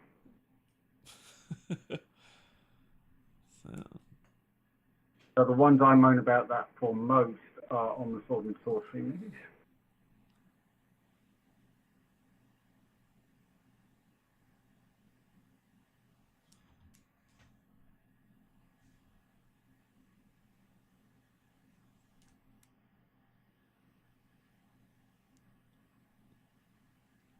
Like I said, if you see me splotching and you're like, oh, you're messing it up. No, we can clean that up very, very easily.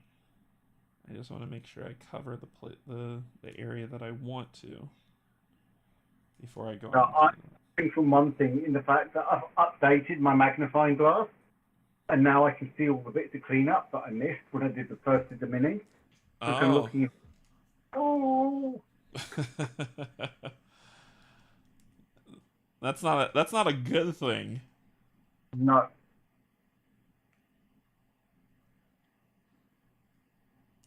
It's largely the ports from when the mini was printed.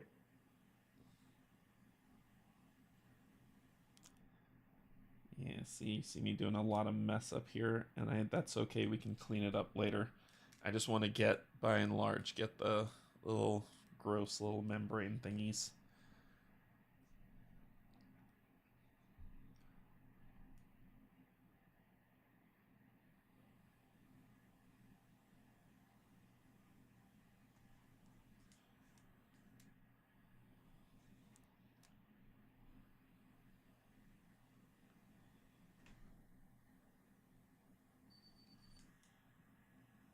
Let's see.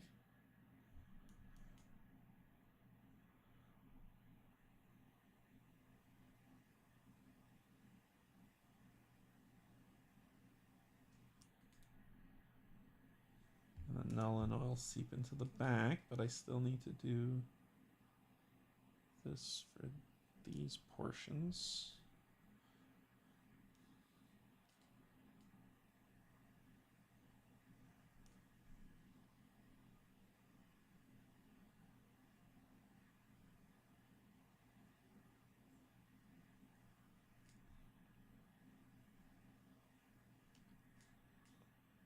I don't know if the boss will say anything about it, but we discovered a local board game group last night. Yeah, she told me. She told me.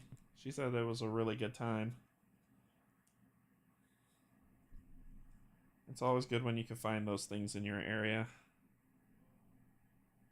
And it's such a great time when you're getting eaten by aliens. Or the best time. I don't know what you're talking about. That's what I live for. That explains a lot about your playstyle.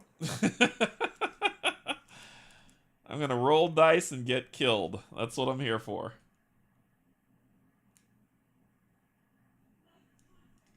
Well, I must compliment you on your ability. I'm consistent. I'm consistent. Derek, Rob and Mel lucked into the same thing we did in the scenario. The resign location is right. Oh, lucky. So lucky. Yeah, Cynthia was clutch in finding that. Yeah, very lucky.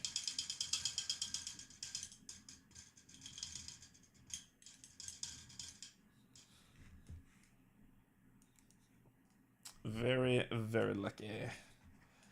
Yeah, so basically I've got it there. It looks a little messy and that's okay because I'm gonna go back in and clean all that up to make it look tight, and then after it all dries, I'm gonna do a null and oil on it to get it that was it? They're debating on trying to kill the bear. Yeah, that wasn't a debate for us. That was me and Cynthia being like, yeah, no. No, we're not doing that. Sorry. E. I know what I could use. I could use metallic on the nails.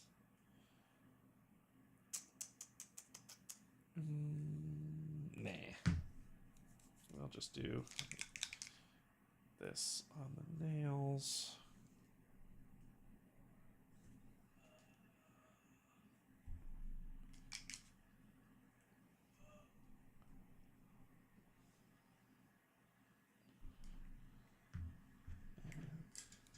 I think in the current climate, Kate, if you try and kill the bear, you're going to be in big trouble.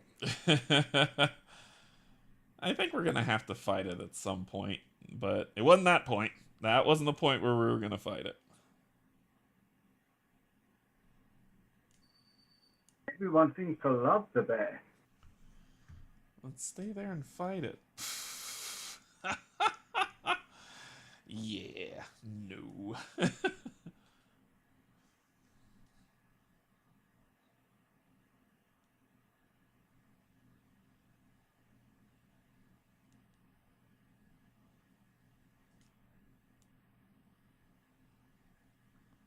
The one thing I also need to learn from you, good sir, is on the air spray how to focus it down to a very, very narrow,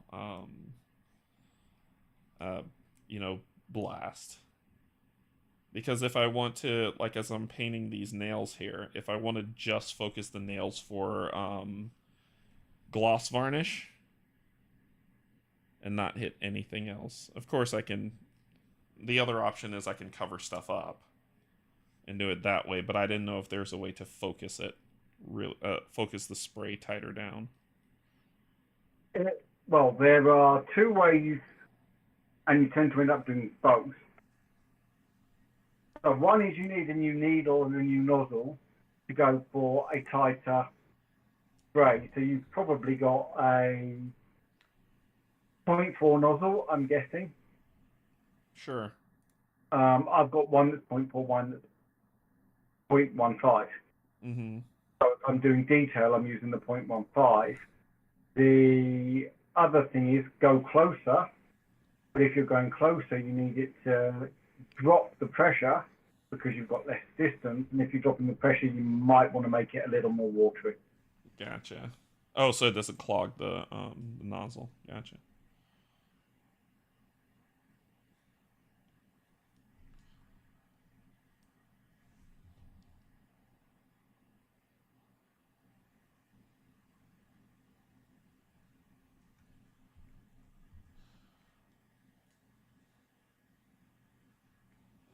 Yep. There we go. see what else we got. We gotta do the brownish.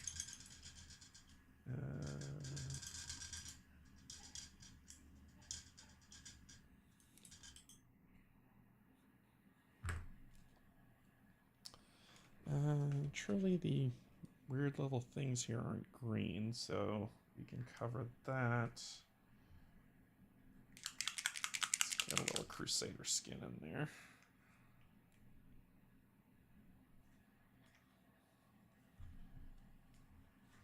We can do it with this brush.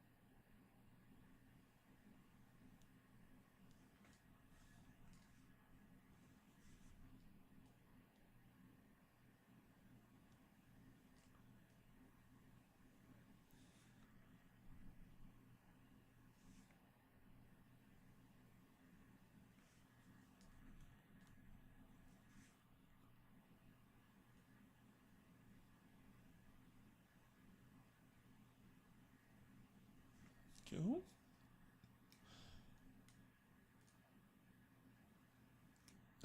Do we prefer the bear over the cultists?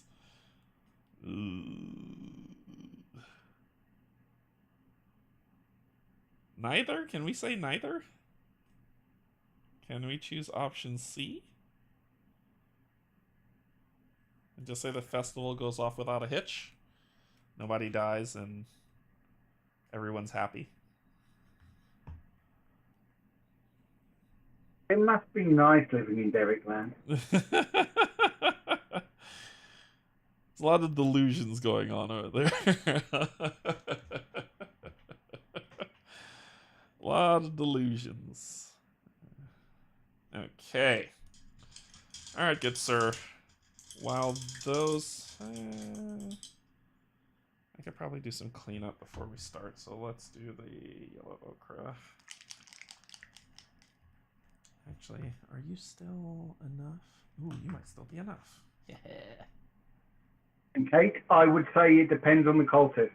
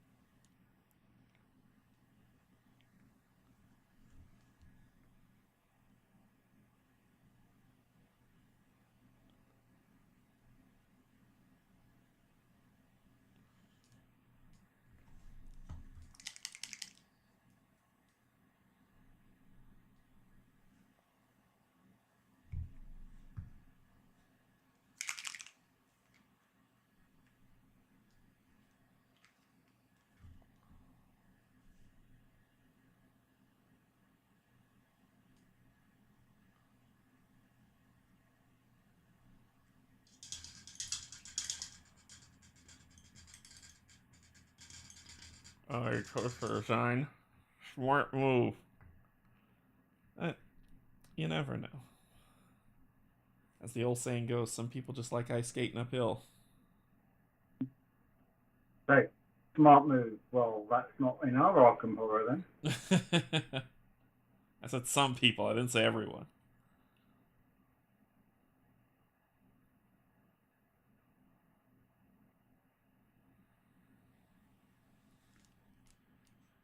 Here we go.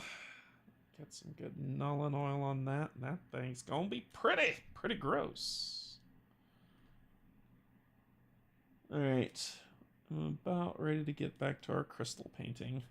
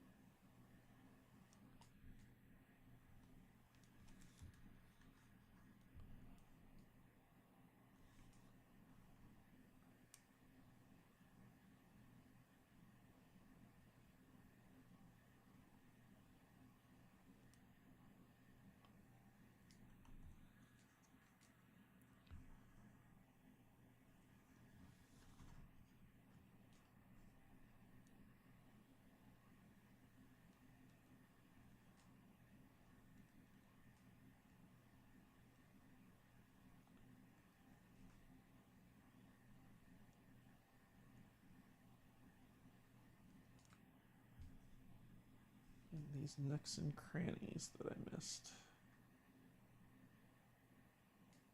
There we go. Get this side.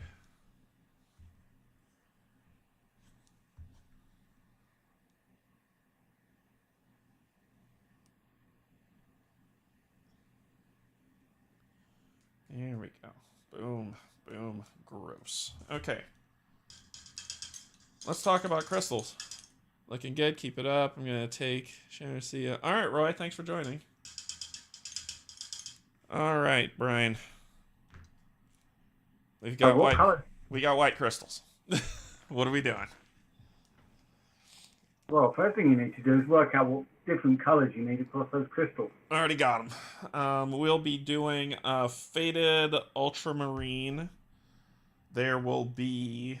Let's see. I grabbed the orange one. Where did the orange one go? Well, biscuits. I'm gonna mix two colors together to get a darker orange. Probably.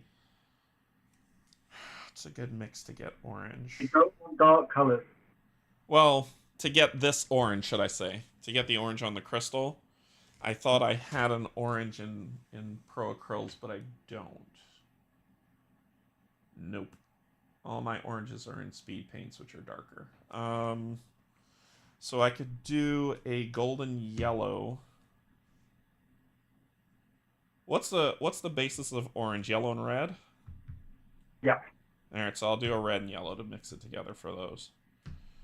Boom, blue, and then I got white. So, and I got fairy dust white for effect. So, if you look at that picture, I'm assuming we're starting with blue. Because if we look at the color... Very thin with a drop of metallic. The lightest silver you've got. Okay. But you're not going to be using a lot of it. You're going to be using it very, very sparingly. All right. Be right back. BRB. Let's see what you're working on. Gas can. There you go. Enjoy that. I'm in control again. Mwah!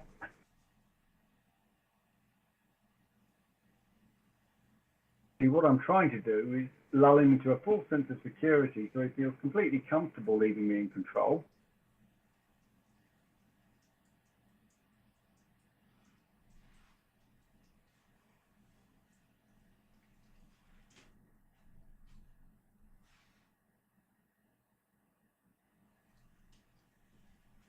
So we're both looking at oranges. I'm choosing very deliberately a very, very neon high power orange for this pumpkin head.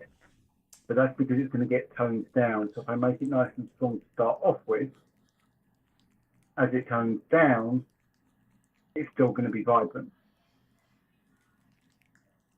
Yeah. Oh, looking good. All right, so I got shining silver and faded ultramarine.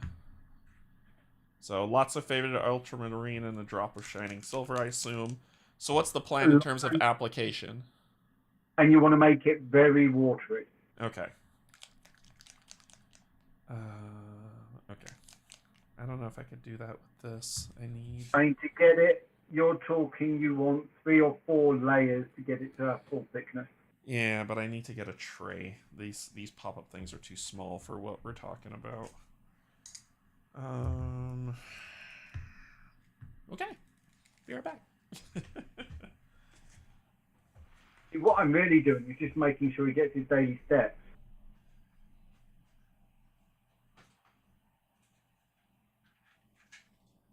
Keeping him fit.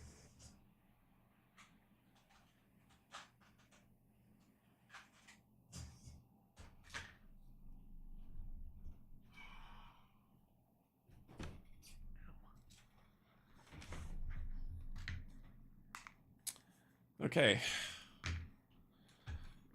Alright, let's go back to main zoom. Alright, so I'm gonna do... Is it 2 drops of water per 1 drop of paint? More like 4 drops of water for 1 drop of paint starting. Okay.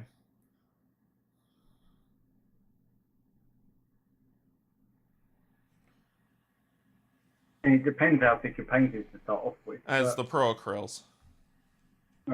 Starting better thinner than thicker, basically.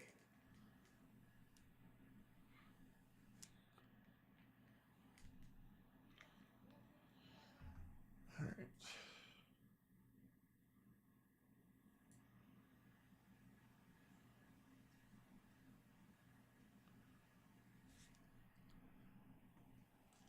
Wish I had a dropper.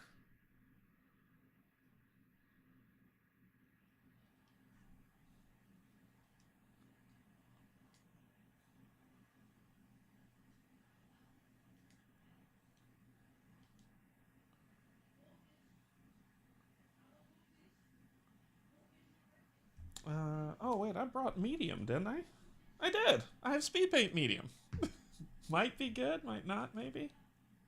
Well, try. All right, let me do a drop of it and see what happens.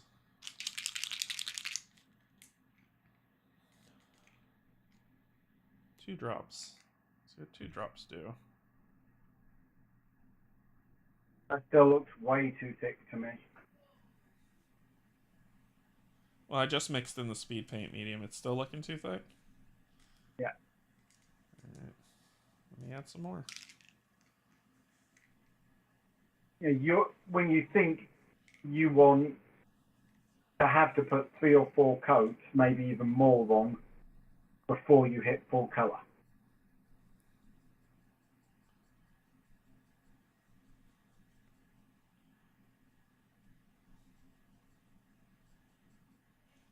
Okay.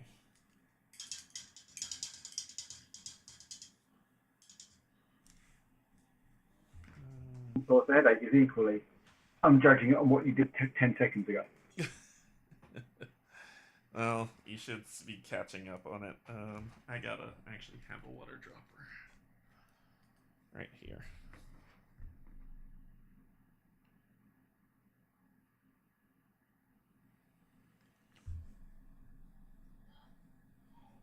That is very watery.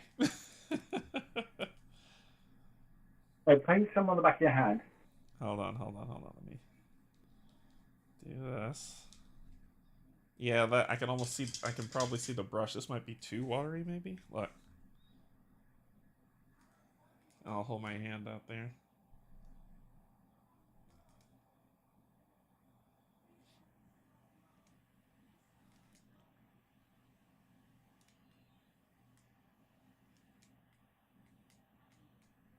Ooh. Thick.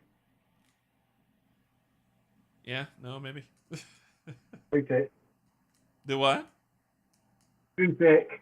That's still too thick? Okay. How much of your flesh can you see through that? How much is the... On the long streak, so on the long streak, when I just do one long streak, aside from when I applied to when I just ran it, I can see through my skin on it. But if it's still too thick, I can still keep mixing. And that should catch it. How many of those on your hands do you think you need to put to make it hit full colour? I don't know. Maybe 2 or 3. Yeah, you're talking 4. You need it to be 4 or 5. Okay.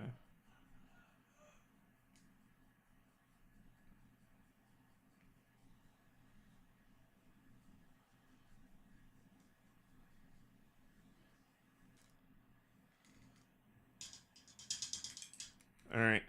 I just added more water. Let's try it out.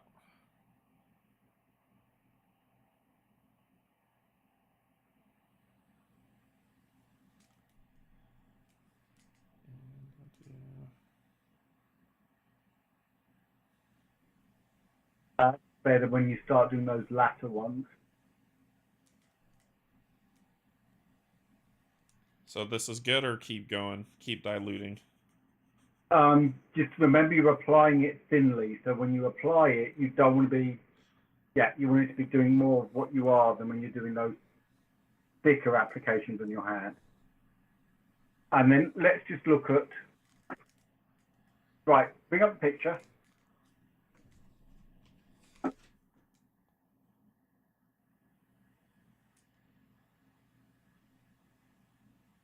And you have a picture on your phone too if you want to look at it.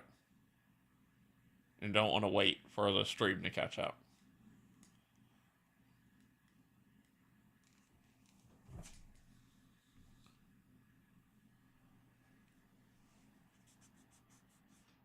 Right, so you want to put it on fairly roughly.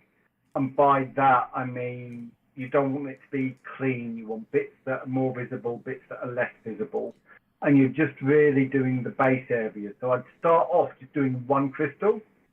Let's get one crystal and work out to do it the way you want it, and then you move on to the rest of the crystals. Yeah, because usually what I'm doing is when I get paint, I rub it on my hand, and then Yeah. I cover the crystal. Rub it on your hand, and then that's it. Just don't do it too, remember, you want streaks. And you just gotcha. want to do Okay. don't want to take it all the way up. Okay. You want, now, because it's that thin, you'll be able to do a bit higher up and then go back in and put more streaks in. But as I said, I'd concentrate on doing one crystal, work out what you do with one crystal, and then go and do the others. But will I be applying more to it? Because I just did. Yeah, so this is just the first one. You're going to do, let it dry, probably do 3 or 4 layers of this one, and then move it up and then blend over with a similarly thin color. So when you're putting your brush on and you're letting it spread, you want to be putting very thin lines on. Ooh, this is tough. Hey, Steve, what's going on? All right, this is tough for me to grasp this concept until I do it right. So, a thin line, so just that.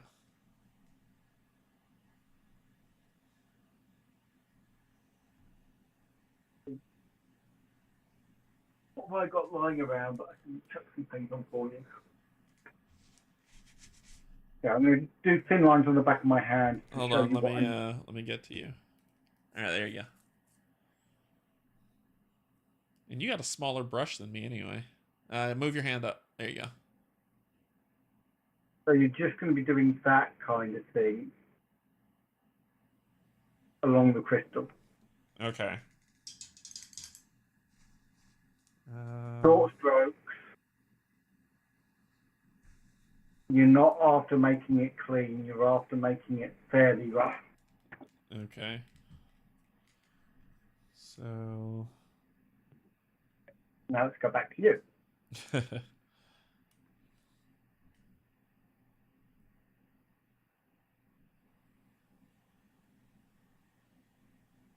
Because what I'm actually doing with paint is fairly dull. I'm just putting on base layers at the moment.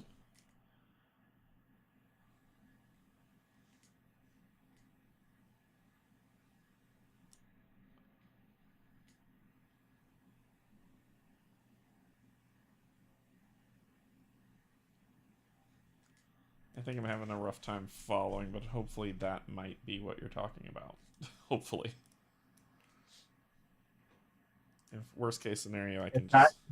That's the kind of thing, and work it down towards the base. Okay. So you're thinking in the right direction. Always remember that the last bit where you take your brush off is where the most paint will be. Gotcha.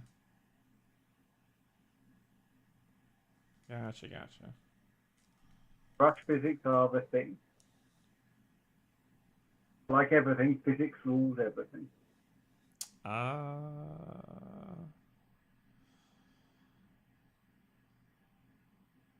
Which really annoys the chemist.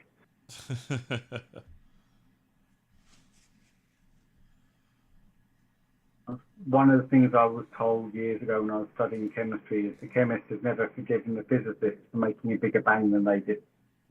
That's funny. That's nerdy funny. I like it.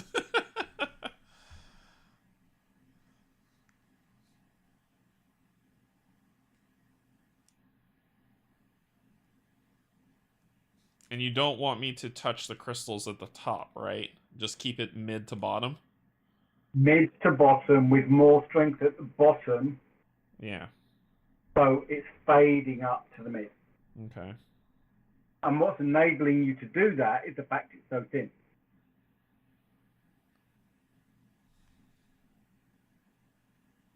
This is base level blending 101. You heard it here first, folks. No, it's been all over the internet. I said you heard it here first. You watched Derek struggle with it here. I think the tough part is always whenever you watch VODs of people painting. They're never there, you know, you can't ask them those questions. And when they say, hey, you want to smoothly go on, or what you were saying in terms of how I want to thinly apply and then start at the bottom, go, I don't know. I don't feel like I get the concept that I'm doing it right until someone's like, yes, you've done this right.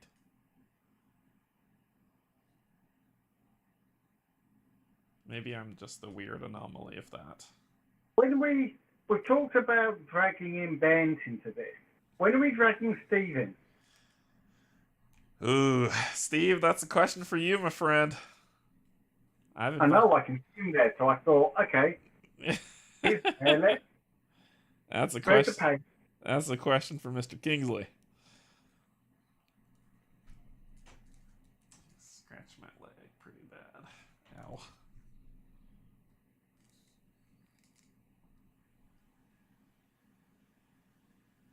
I'll be chasing Mr. Grogan in a couple of weeks. Steve says his artistic skills are lacking. Steve, that's why we're here. We are learning to paint. At least I am, not Bryan. He's a lot of this is far more about tricks and far less about artistic skill. There you go. And if my colorblind friend here can do it. Yeah, there you go. He's talking about me.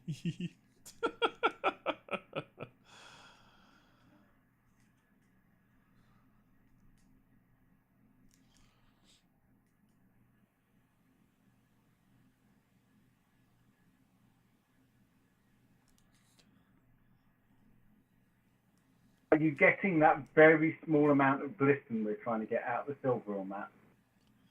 I added 1 drop of silver on this thing, so maybe? I won't know until it dries. I guess that's probably the better way to say it. Yeah, you should basically do a layer, then wait for it to dry before you do the next layer. Yeah, I'm just covering the crystals right now to do that first layer. And so don't cover the entire crystal. You only do right halfway. Yeah. And you don't want it all to be the same strength. So you want it to get gradually from thicker at the base to weaker in the midtone. Right. Because you're going to then use that to move to the next color. Do I immediately have to do it, or? Well, you said dry, so I'm assuming no. Context, Eric. Context is a thing.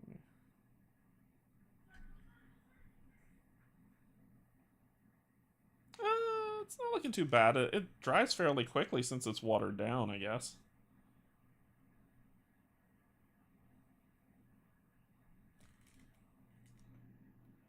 Well, you're also no longer in Florida, so the humidity isn't at like 140%.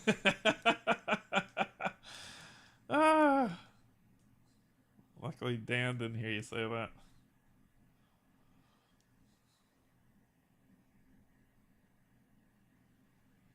I've spent a lot of time in South Florida. On purpose? I used to work for a cruise line. We were based out of Miami. Ah, okay, for work. Get much more South Florida than that. Depends on when you say south what you mean. Because the more north you go in Florida, the more southern it gets. And not in a good way. No, by that I mean geographically south.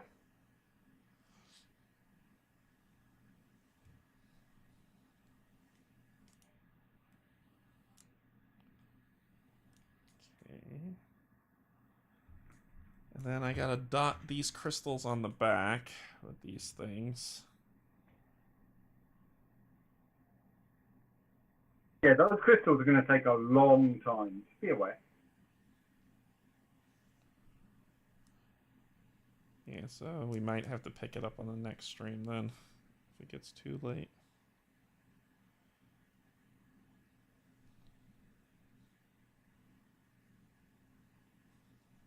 Okay. Cool. There you go. See if I can make it clarify. Come on. Solidify up. Solidify up. There we go. There you go.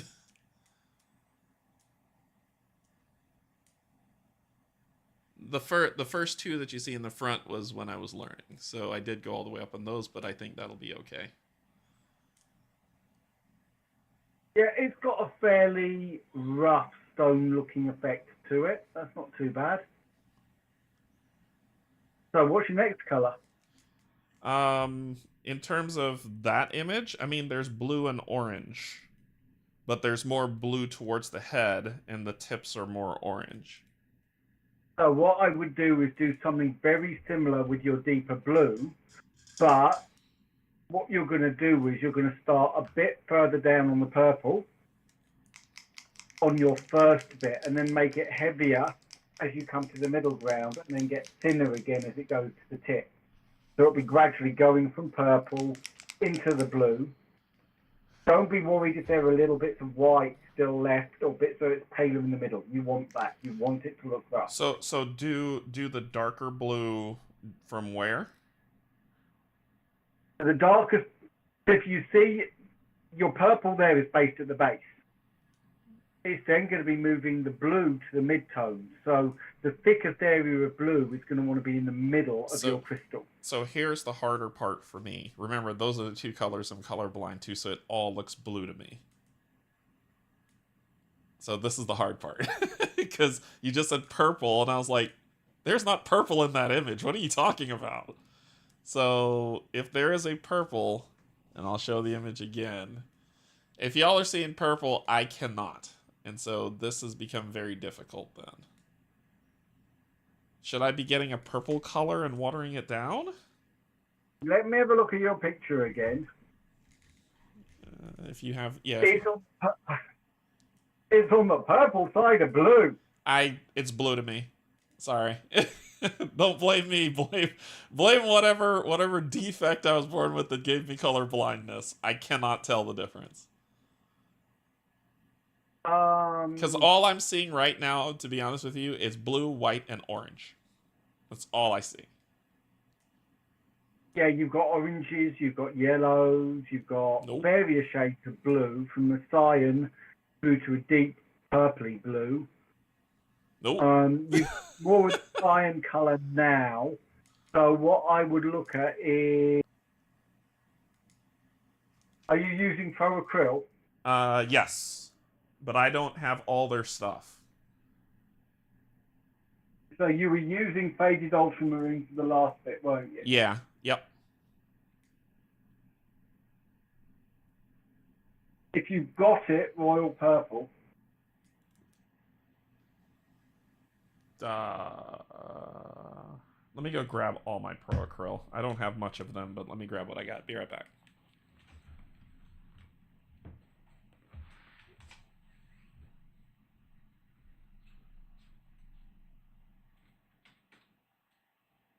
For the record, I don't memorize all of the colours.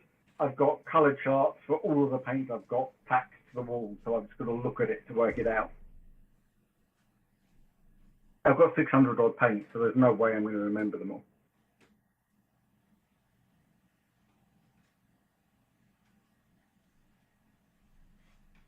And before anyone says it, yes, I know I have a problem. I don't have enough paint.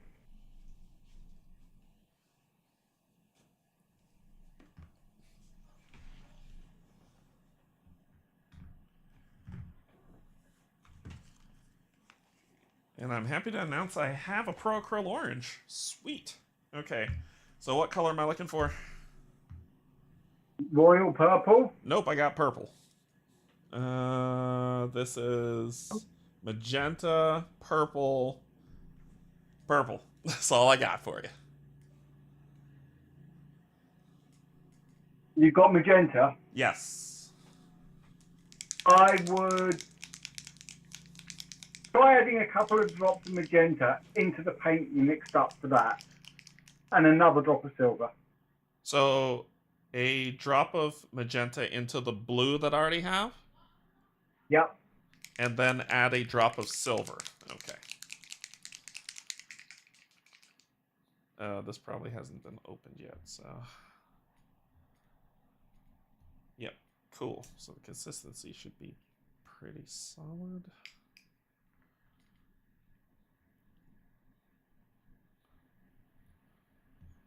Come on, you jerk paint. There we go.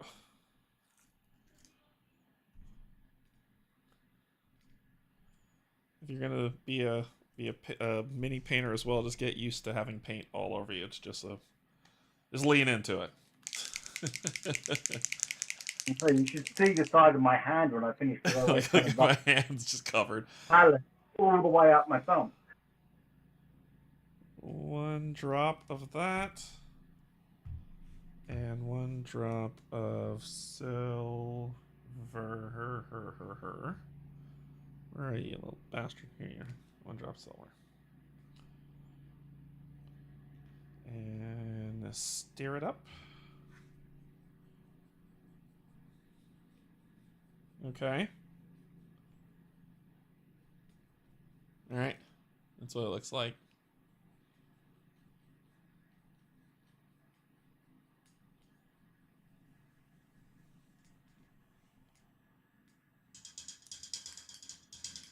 And I'll just rub some on my hand real quick.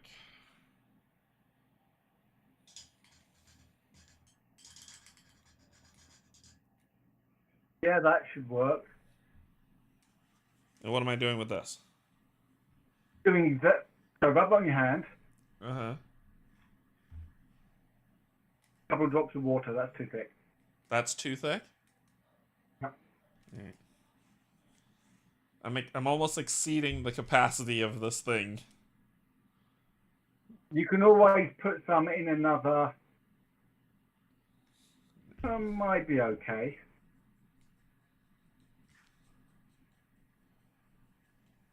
So, right, again, if I show you on the back of my hand. There you go. See if that's too thick.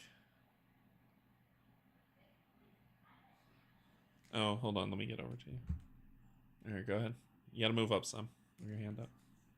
There you go. So, what you're doing is you're doing a large section, but where you want to highlight is the middle. So, though you're going top to bottom, let it dry, then more towards the middle, let it dry, then more even still towards the middle. Oh, just work inward. Okay. Yeah. All right. And then what you're doing is you're getting it to blend between the two as you move up. So the first layer shouldn't interfere with the purple that much, the first pale, and then the second layer will interfere slightly more. Yeah. So there'll be a bit less of it, and so on, until you've got something nice and smooth. You want it smoother than a baby's posterior.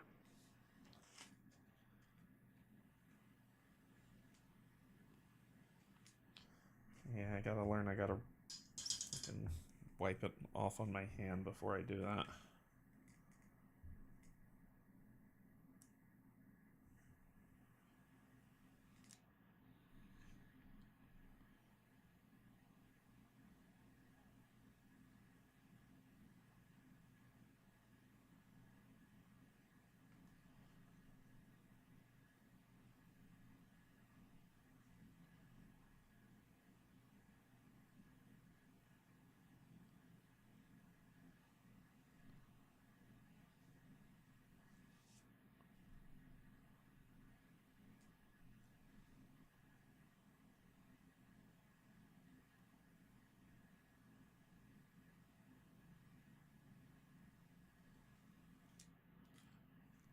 This is hard. This is really hard. Yep.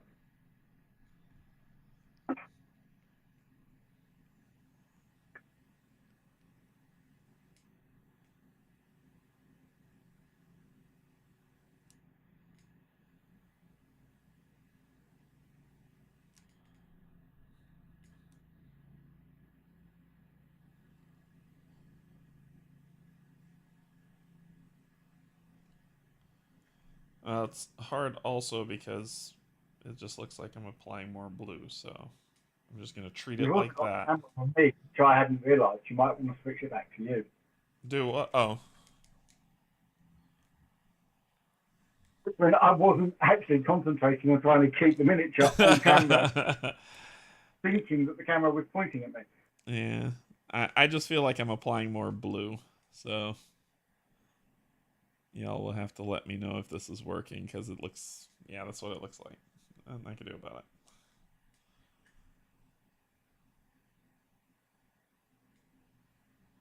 Go down so far. You want to be far more to the middle. You're going far too close and you're putting too much at the bottom.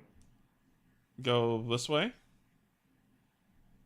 Take it up. At the moment, you're going almost all the way back down into the bottom of the mini. I'm just And you supposed to be don't. going halfway. Gotcha. Well, Yeah. less than halfway. Gotcha. Okay. Yeah, you're not trying to go over all of what you've already done. You want the base there, and then you want to gradually move it out to your other color. Gotcha. Okay. Ah, I'm picking up what you're putting down. All right. Just treat it as the midpoint transition piece.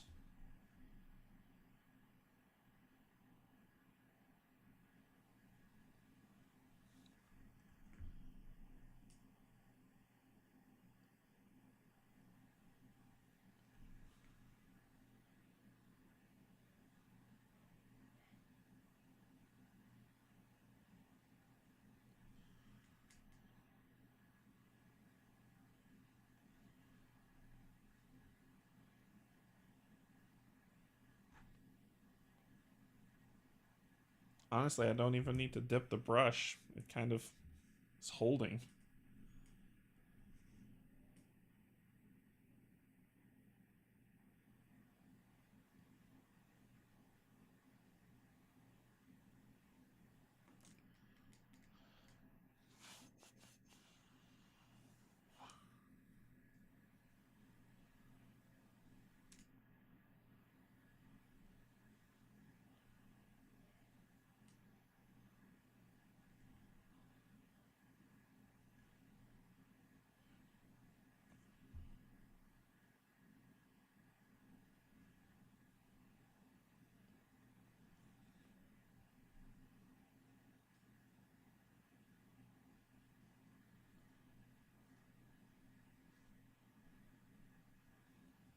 Remember that just lines. You don't want to be doing Yep. any more lots of thin lines.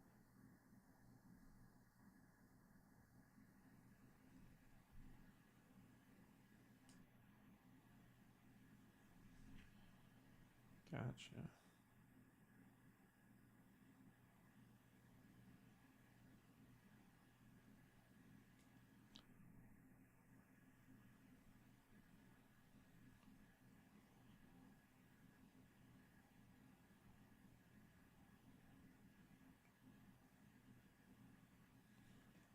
How's that? If I can make it. There we go. It's probably still just your first one. Then you want to do another one that's another layer that's slightly smaller, then another layer that's slightly smaller.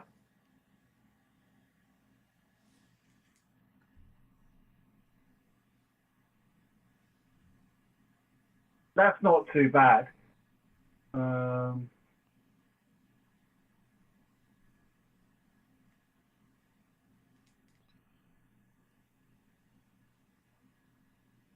You really want your lines are too thick. You want to keep those lines as thin as you can and just do lots of lines if you can. But it's working because the speed paint medium is making it settle around the shapes in there already. So the speed paint medium is helping you. Yay, speed paint medium.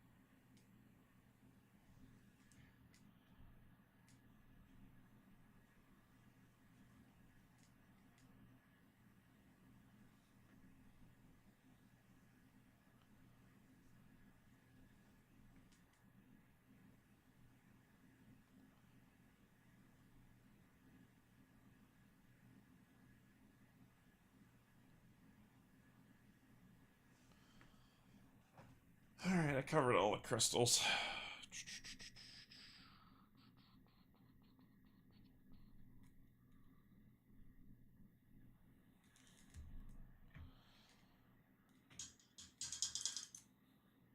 Now we're doing this in a fairly rough and ready, table ready Right. style. Yeah, I'm not going for pro contest. You've got the front. It looks like some of the sides might still be missing bits, but Did I miss some? Let me see.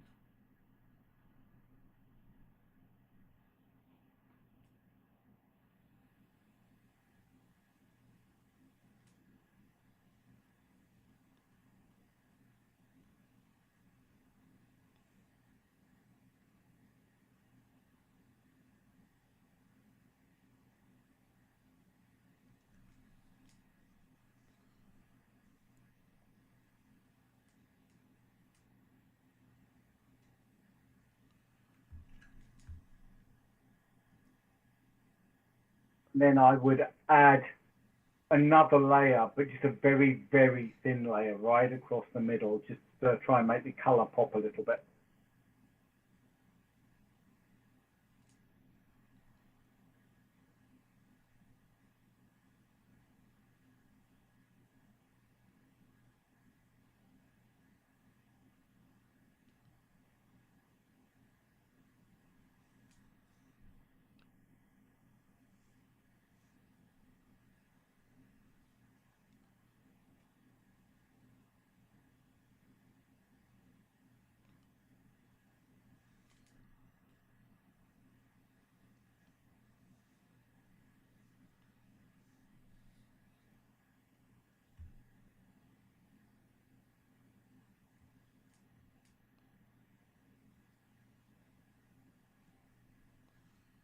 Like that? Yeah.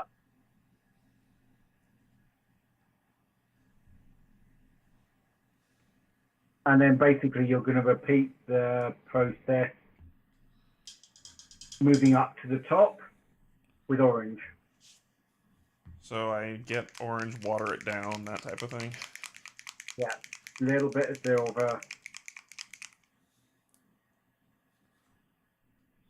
Now, if what you'd be doing if you were trying to go pro style would be you would be doing extra gradations between the colors. So you'd do one where you were taking the color you've got there, mixing in some orange before you went to pure orange, and the more grades you put across, the smoother it comes out.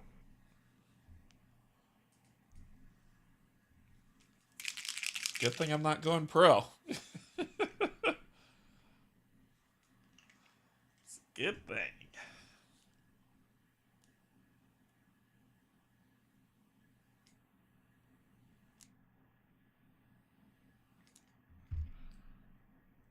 But equally, you'd probably end up with a whole load of gradations on there, but that wouldn't get seen on camera. Yeah. How's this looking in terms of the orange? I added 3 drops of orange, 1 drop of silver, 3 drops of speed medium, and 4 drops of water. So That should, you may need, put it on the back of your hand and see how it compares to the others. yeah, fair enough. I'm probably gonna need some more water.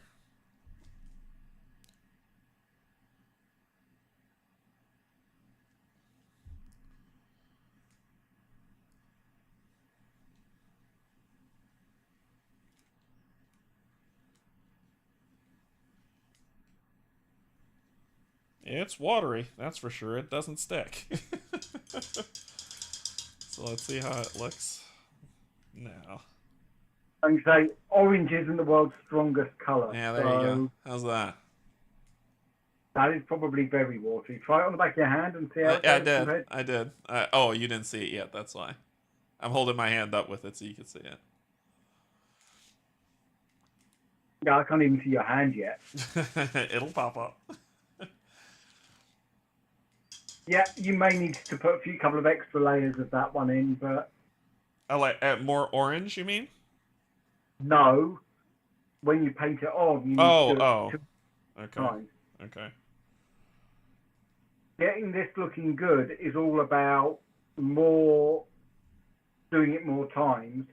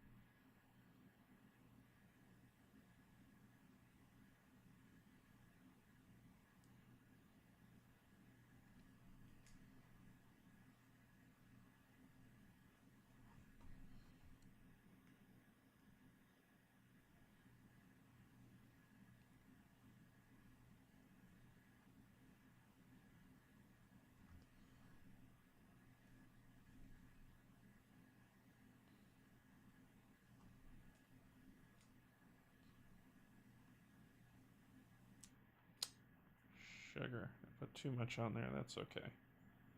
I'll just be one of them that's more yellow than the rest. Or orange, sorry. Crystals, they don't have to match.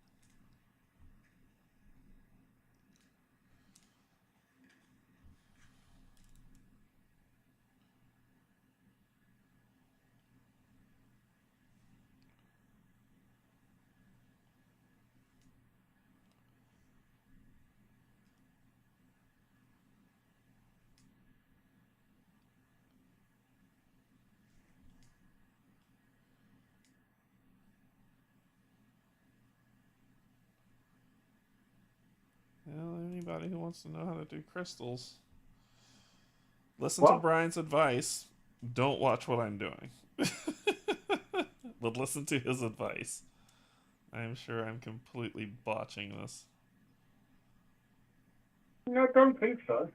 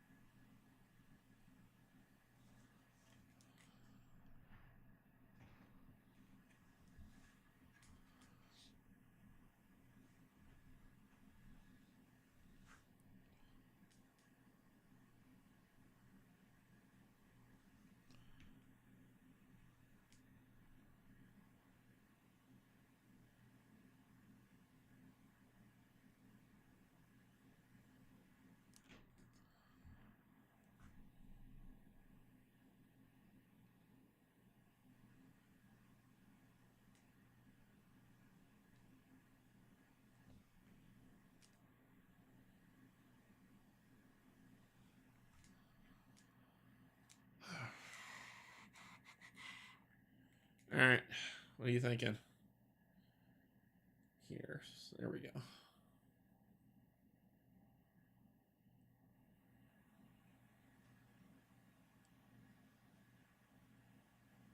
There, by that time the stream should have caught up with me. So you can see what it looks like. It doesn't look bad. What do you think? I don't know what it's supposed to look like, so therefore I'm kind of like, I don't know if it's good. What the chat think? Yeah, that's probably the question to ask. If there's anybody still with us, what do y'all think of it? And I don't know. I don't know. I don't know if I'm good. I don't know if I suck. I don't know. We haven't put you all to sleep. Yeah, probably. I'm like, this is boring. I'm going to sleep. Sorry. Kate says she likes it. Kate's being kind. Kate's always nice to me. Yeah. Trying to make up for me. Janet says it looks good. Yeah, I don't know what... You know what I mean? Like... Does it look like it's crystals to you? Does it? I don't know. That's the thing. I'm like second guessing myself. Sure. I have a reputation. No, I'm not. Ask Bryan if there's a way to blend the blue into the orange more. Bryan, is there a way to blend the blue into the orange more? And basically what you're using is you'd use the thin colour, so you take the blue back up, and you take the blue up over the orange and pull it down back towards the blue to separate those lines. The problem is I don't have blue anymore. I just have the purple, the orange, and remember we dropped the thing into It's that second purple that you need to take the orange into that purple. Well, so she wants to go into the blue, right? Or am I missing it? She was saying like she wants to go blue into the orange, and you have no blue going into the orange because you had the purple in the middle. Oh, gotcha. Maybe I need to get more purple into the... I see. So if I do... What I would do is take a couple of drops of the purple that you've got, put it in another one of your little pots, and then add blue to it. Yeah. Water. Yeah. So you're making that bit thinner. So again, you're just blending those edges together. Yep.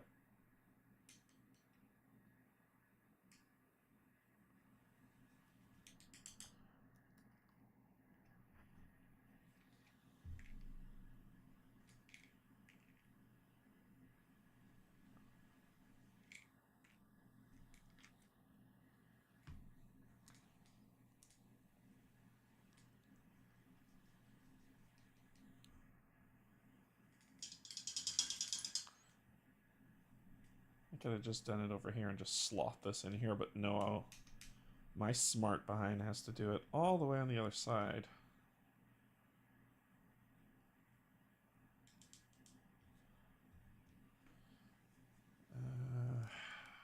I don't have a dropper. A dropper would be perfect.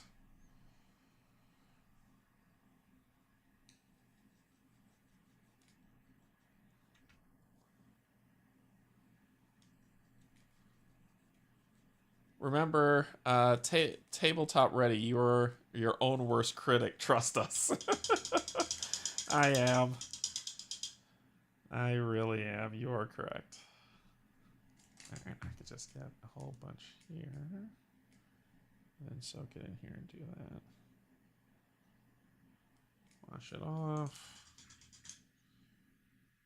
Get a whole bunch more soaked up. Put it in here and wash.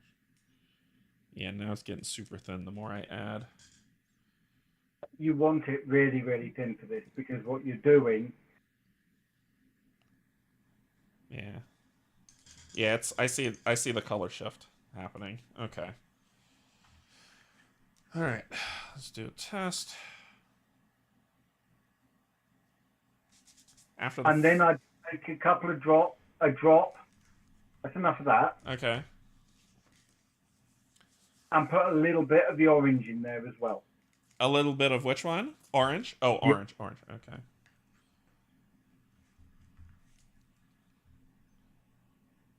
Get that much. Just stir it. It took on a little bit of a darker tone, a gray. I probably added too much. Let me grab some more of this. See if I can bring it back. One of the headaches with trying to mix these paints is they're not pure pigments, so you don't always get quite what you'd expect. But hopefully, if that's thin enough, that will work just to blend the two together, because that's all you want. It's really, really thin, and you're just going on the gap between the purple and the orange. The problem, though, is that it turned to this color.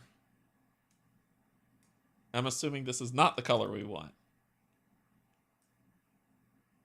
You've got enough purple in there. Be careful about making it too thick. It's thin. It's definitely thin, but it's just more, it's not blue. It's like... That's fine. Okay. It's not purple or orange either, so we'll... It's the blend of the two together. All right, and just go between. And if you're trying to blend the two together, that's what you're after. Am I going across, or am I going up and down across between the two? Up, you're going across, but in an up and down. Okay. Very, very. Yeah, I gotcha. Okay.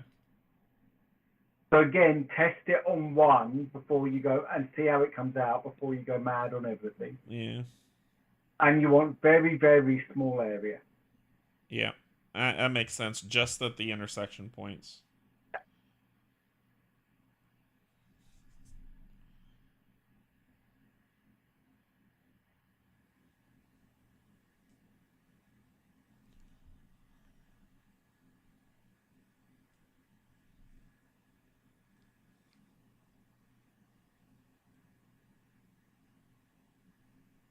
Okay. But you've got to let it dry to see what the effect is. Yeah, I just did it on 2, so I can compare, and then I'll let it dry. All right, we'll let that dry. In the meantime, bug guy, we got to do your eyes, your little mandibles, and then Nuln Oil, and you're done. All right, so.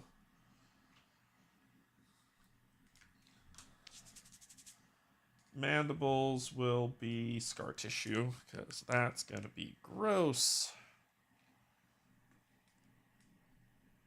Just need a drop.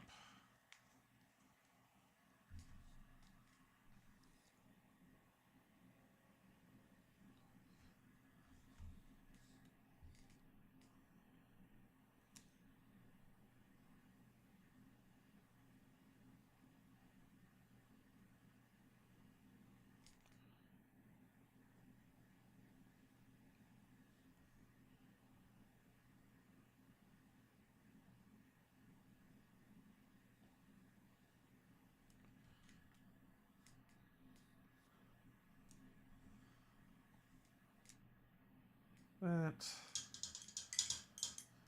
I'm going to give it the same color eyes as the orangey back thing.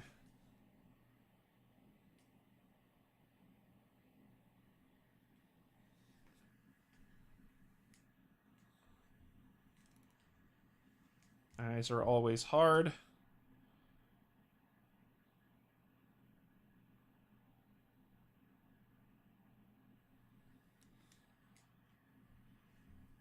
What? You don't love eyes? Eyes aren't your favourite part? So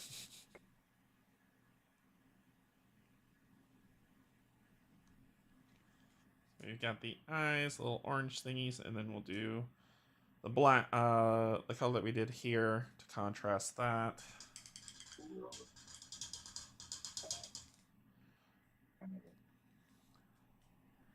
Which is probably all dried up by now. Awesome sauce. We'll do this one instead then. Yeah, that looks fun.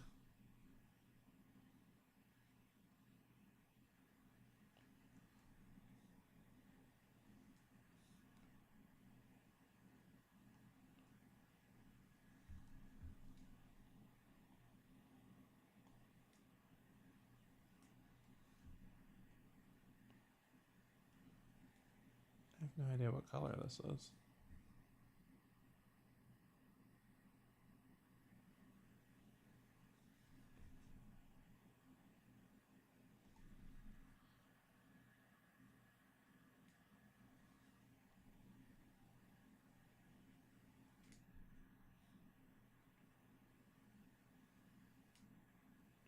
that.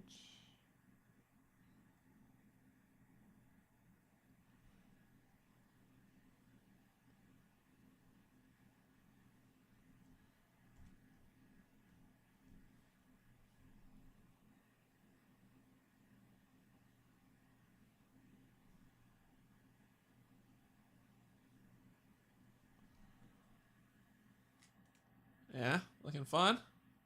A creature you want to run into in a dark alley. And then we'll null and oil the interior, just back. And this bad boy's done. What we will do, though, is that we're going to dry brush the ground just around it. So I'll need a thin... Use the thin dry brush.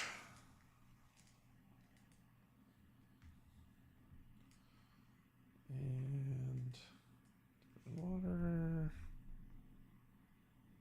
Grab this.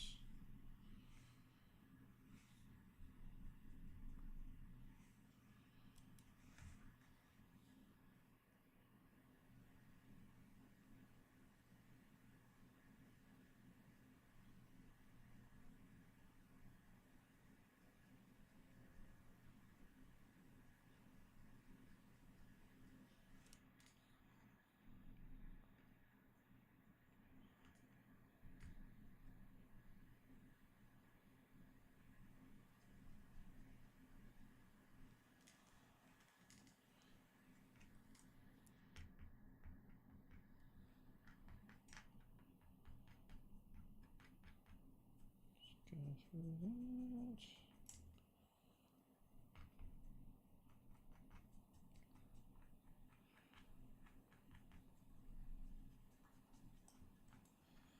A set of different size dry brushes is the way to go. Get some good options with this. Here we go.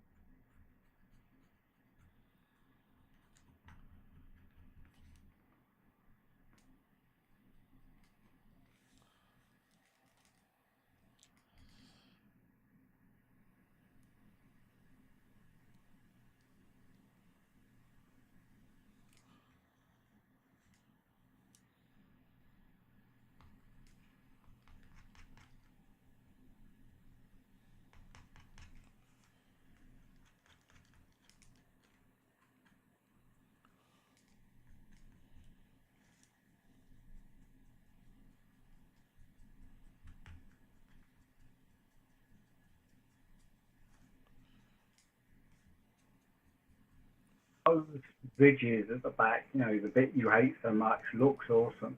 The what? The what? The breaks between the segments.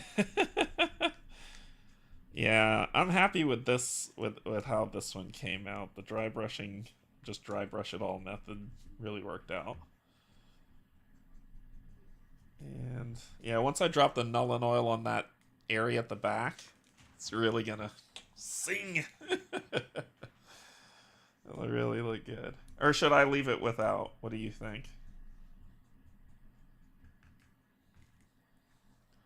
I quite like the way you've got the segments. You just keep them the way they are, don't null in it? Yeah, if you just put a general null over everything, then you could remove some of the pops and those segments.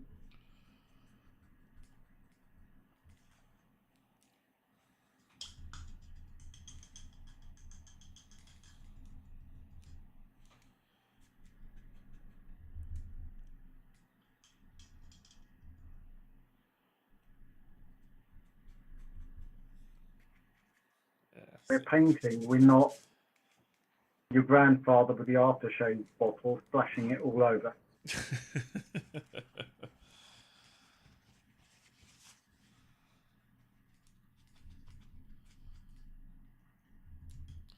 Yeah, this one I'm super happy with how it turned out.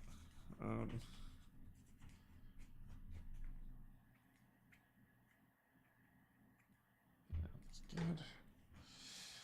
I just have to do one more thing with this lovely area. And that is to get that set.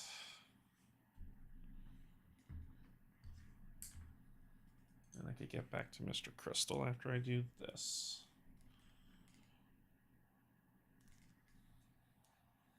From now on, he will be known as Billy.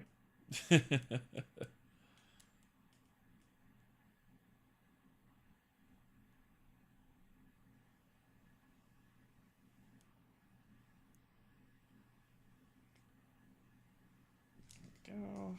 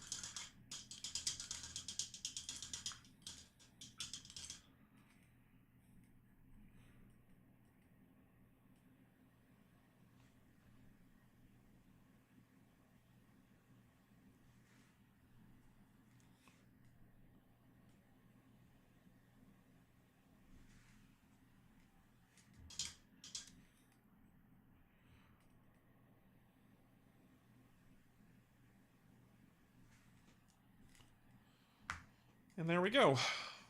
Ta-da!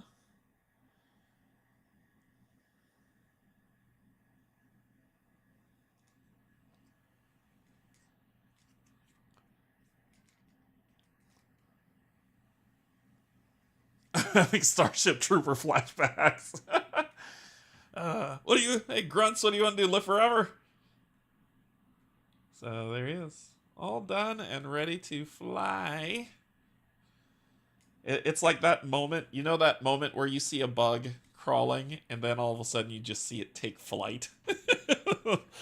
where you make some serious life-changing decisions. Life-altering decisions. Okay. Eh.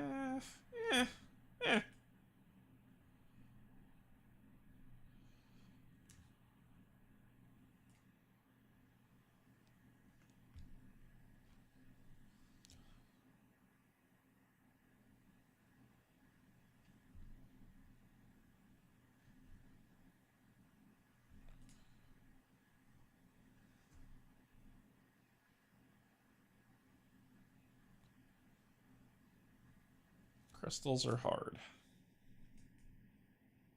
to paint. I can't see how clearly that's blending them together from here. How did it work on the first two? I mean, it blended them, but it's just kind of what it is, you know? It blended them. There's not a distinction between which is what we're looking for. I don't know what I'm expecting. I'm just not... I don't know. It's my first one, so I'll just chalk it up to... I'll try again. It's not too bad as far as rough, rocky, crystalline type substance is. Yeah. I just need to do the ruddy where are you? Speed paint that as the color I'm looking for. Ruddy and gray flood gray.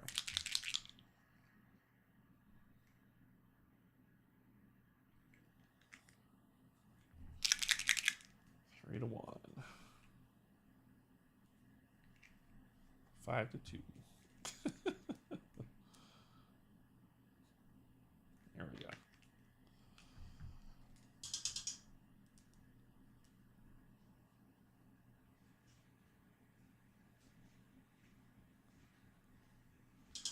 Let's just do some touch-ups.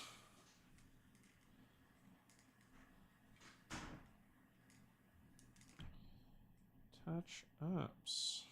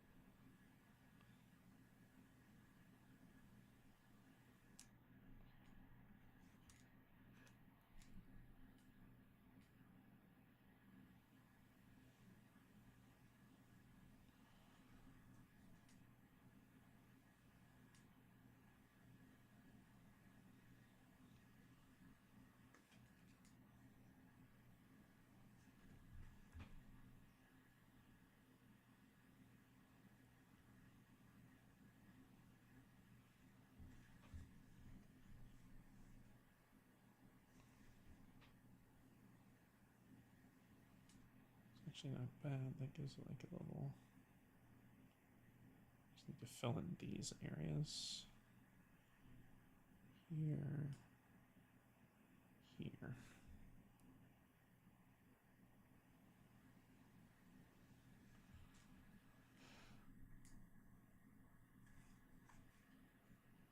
And then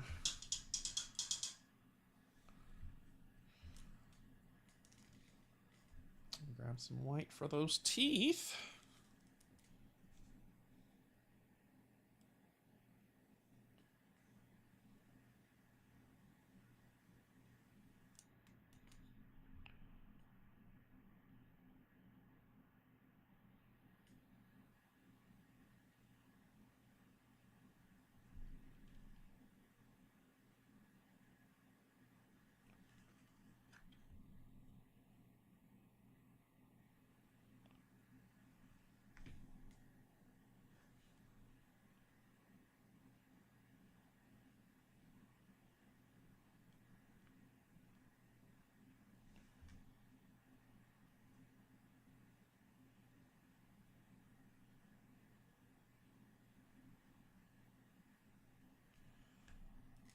Wait for the teeth.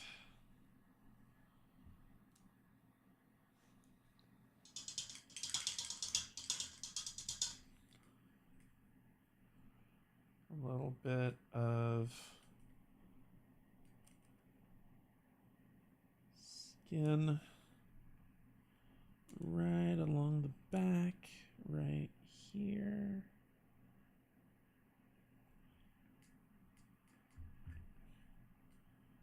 And here.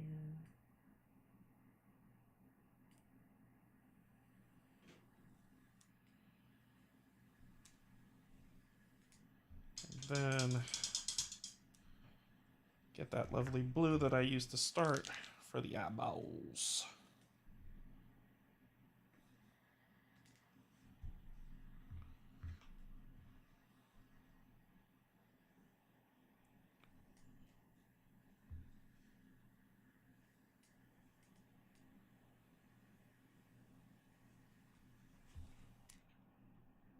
Oh my god. Have to blink to make this work.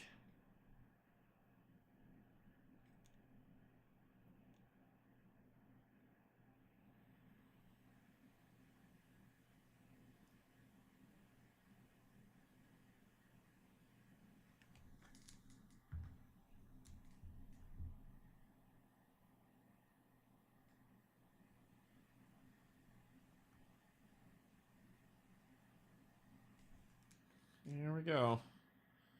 Four-eyed, white teeth, angry beast. And we are going to figure out what we're going to do about this land. What should I do with this land? It needs to be... The mini is dark.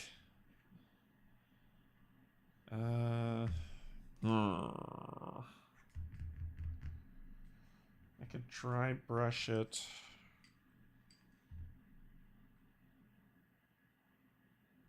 I don't know. Just watched the Viraxen vid you did. Awesome job, Canje. You're making me want speed paints, but I'm holding out for speed paint 5. Hey, Pumpkinhead, what's going on? Yeah, it's good to... Holding out for it's good. I mean, collect the whole set, as Bryan would say. Just don't hold out. Get them all. Yeah, this one I'm okay on. My plan is I'm going to cover as much as possible, and then I'm going to do a gloss varnish on the crystals. And then a matte varnish on the body. And that's going to make the crystals kind of have that slick feel to it, like crystalline look. This bad boy, the trick is to do, I'm going to be doing a, because I'm super proud of this one. I'm very happy with how this turned out. My thing is to do that gloss varnish on this part of the carapace. And probably the wings as well, and then a matte on everything else, and it's gonna look so good. It's gonna look good. All right, so I need to this thing, Brian, when you look at this mini here, it's just way dark minus the crystal. So what color should the ground be? Uh, very dark brown. Just leave it Possibly. dark? Okay. All right. You don't want it distracting from the rest of the mini. Okay. All right. Probably if you start making it light, it distracts. True. Should it be a dry brush dark brown or just straight up dark brown it? I would use dark brown wash. Riken blah blah Earthshade?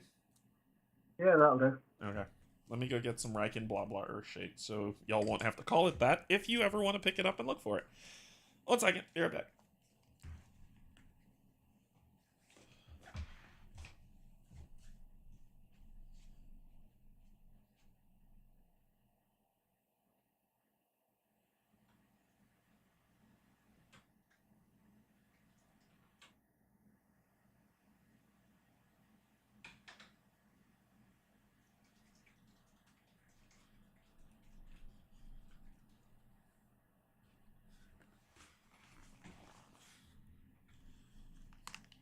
Alright, Angrax Earthshade is the name of it.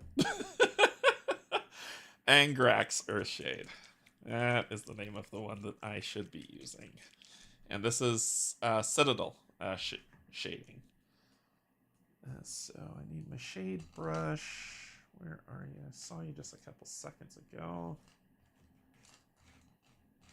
Here you are. This is a Citadel shade brush. It says shade on it. Angrax Earthshade.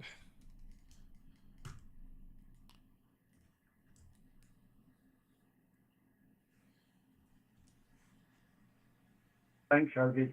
Agrax, not Angrax. No N. Agrax Earthshade? Who's Agrax? And why don't they like an N in their name?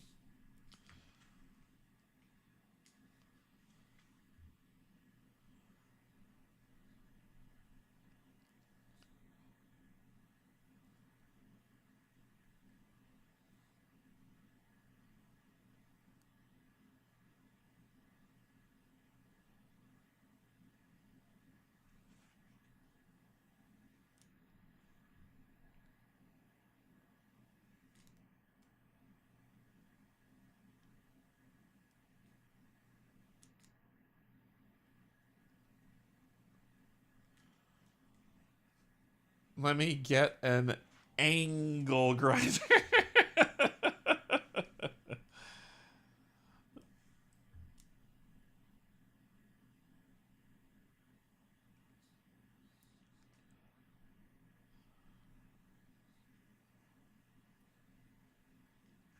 Go.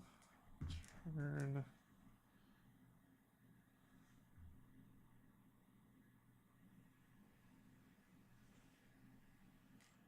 Time is in. Oh, wow. Been at this for 3 hours. We're probably going to be closing out soon so I can get some dinner. Or a lunch for me. Dinner for you.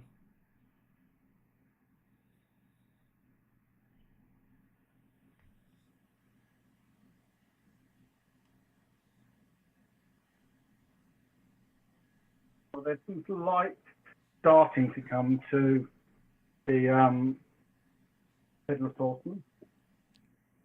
Sorry? Say that again? Some light starting to come to the Headless Horseman. Oh, let me spin him over.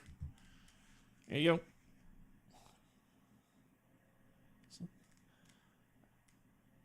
go. The pumpkin looks amazing. That's looking really good. See? Told y'all Brian's better than me. I've been doing this considerably longer than you have. That looks really good. I like how it's turning out for sure. I'm trying to get the bits I need to done so I can just put it on the horse. Because then once I put it on the horse, you got to do OSL to that too. Because everything will balance more. Yeah. Oh, you have to do if you're having the lantern lit, you have to do a OSL on the lantern, don't you? That's why I'm getting the base. The lantern's base is done, but it's now what the lantern lights and how I'm going to make that work. Okay. All right. Agrax Earthshade applied. Done.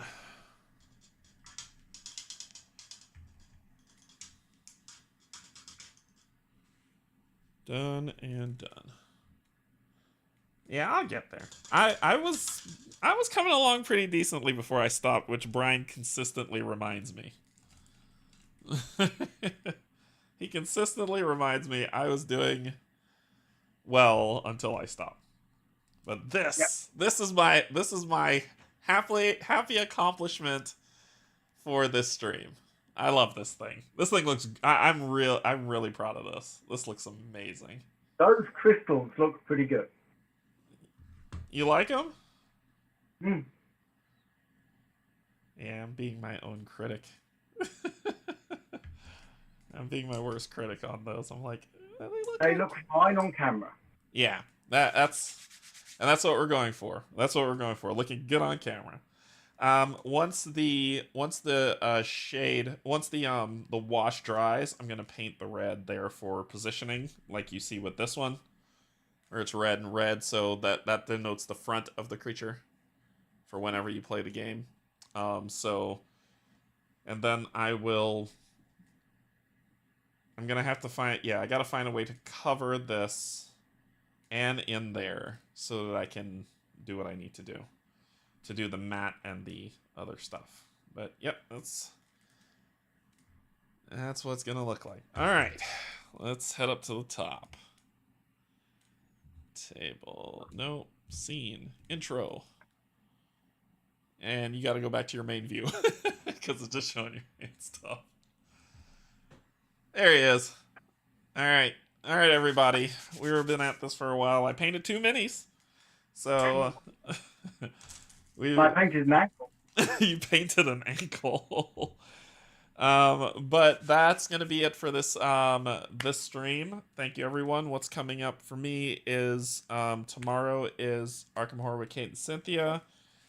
Tuesday, I won't be streaming anything, but I'll be back Thursday with more Primal with Pac-Man, and then we'll continue on from there. I'm going to try to get some VODs out throughout the week so that you can at least see some of the stuff that I've been playing that I won't be able to do live. Bryan, what cool stuff you got going on over there at the Cave of Creation? Not much. I haven't been doing much now. I've got bits and pieces that have been showing up on my Instagram, but I need to get back down. I'm looking at trying to do some writing and doing some storytelling. Okay. But not there yet. All right. Cool. All right, everybody. We're going to get out of here. Thank you so much, Bryan, for painting with me and being a great teacher. Bryan is a really great teacher, so I really appreciate it. And until then, we'll see y'all later. We love you. There's absolutely nothing you can do about it. Bye, everybody. Bye.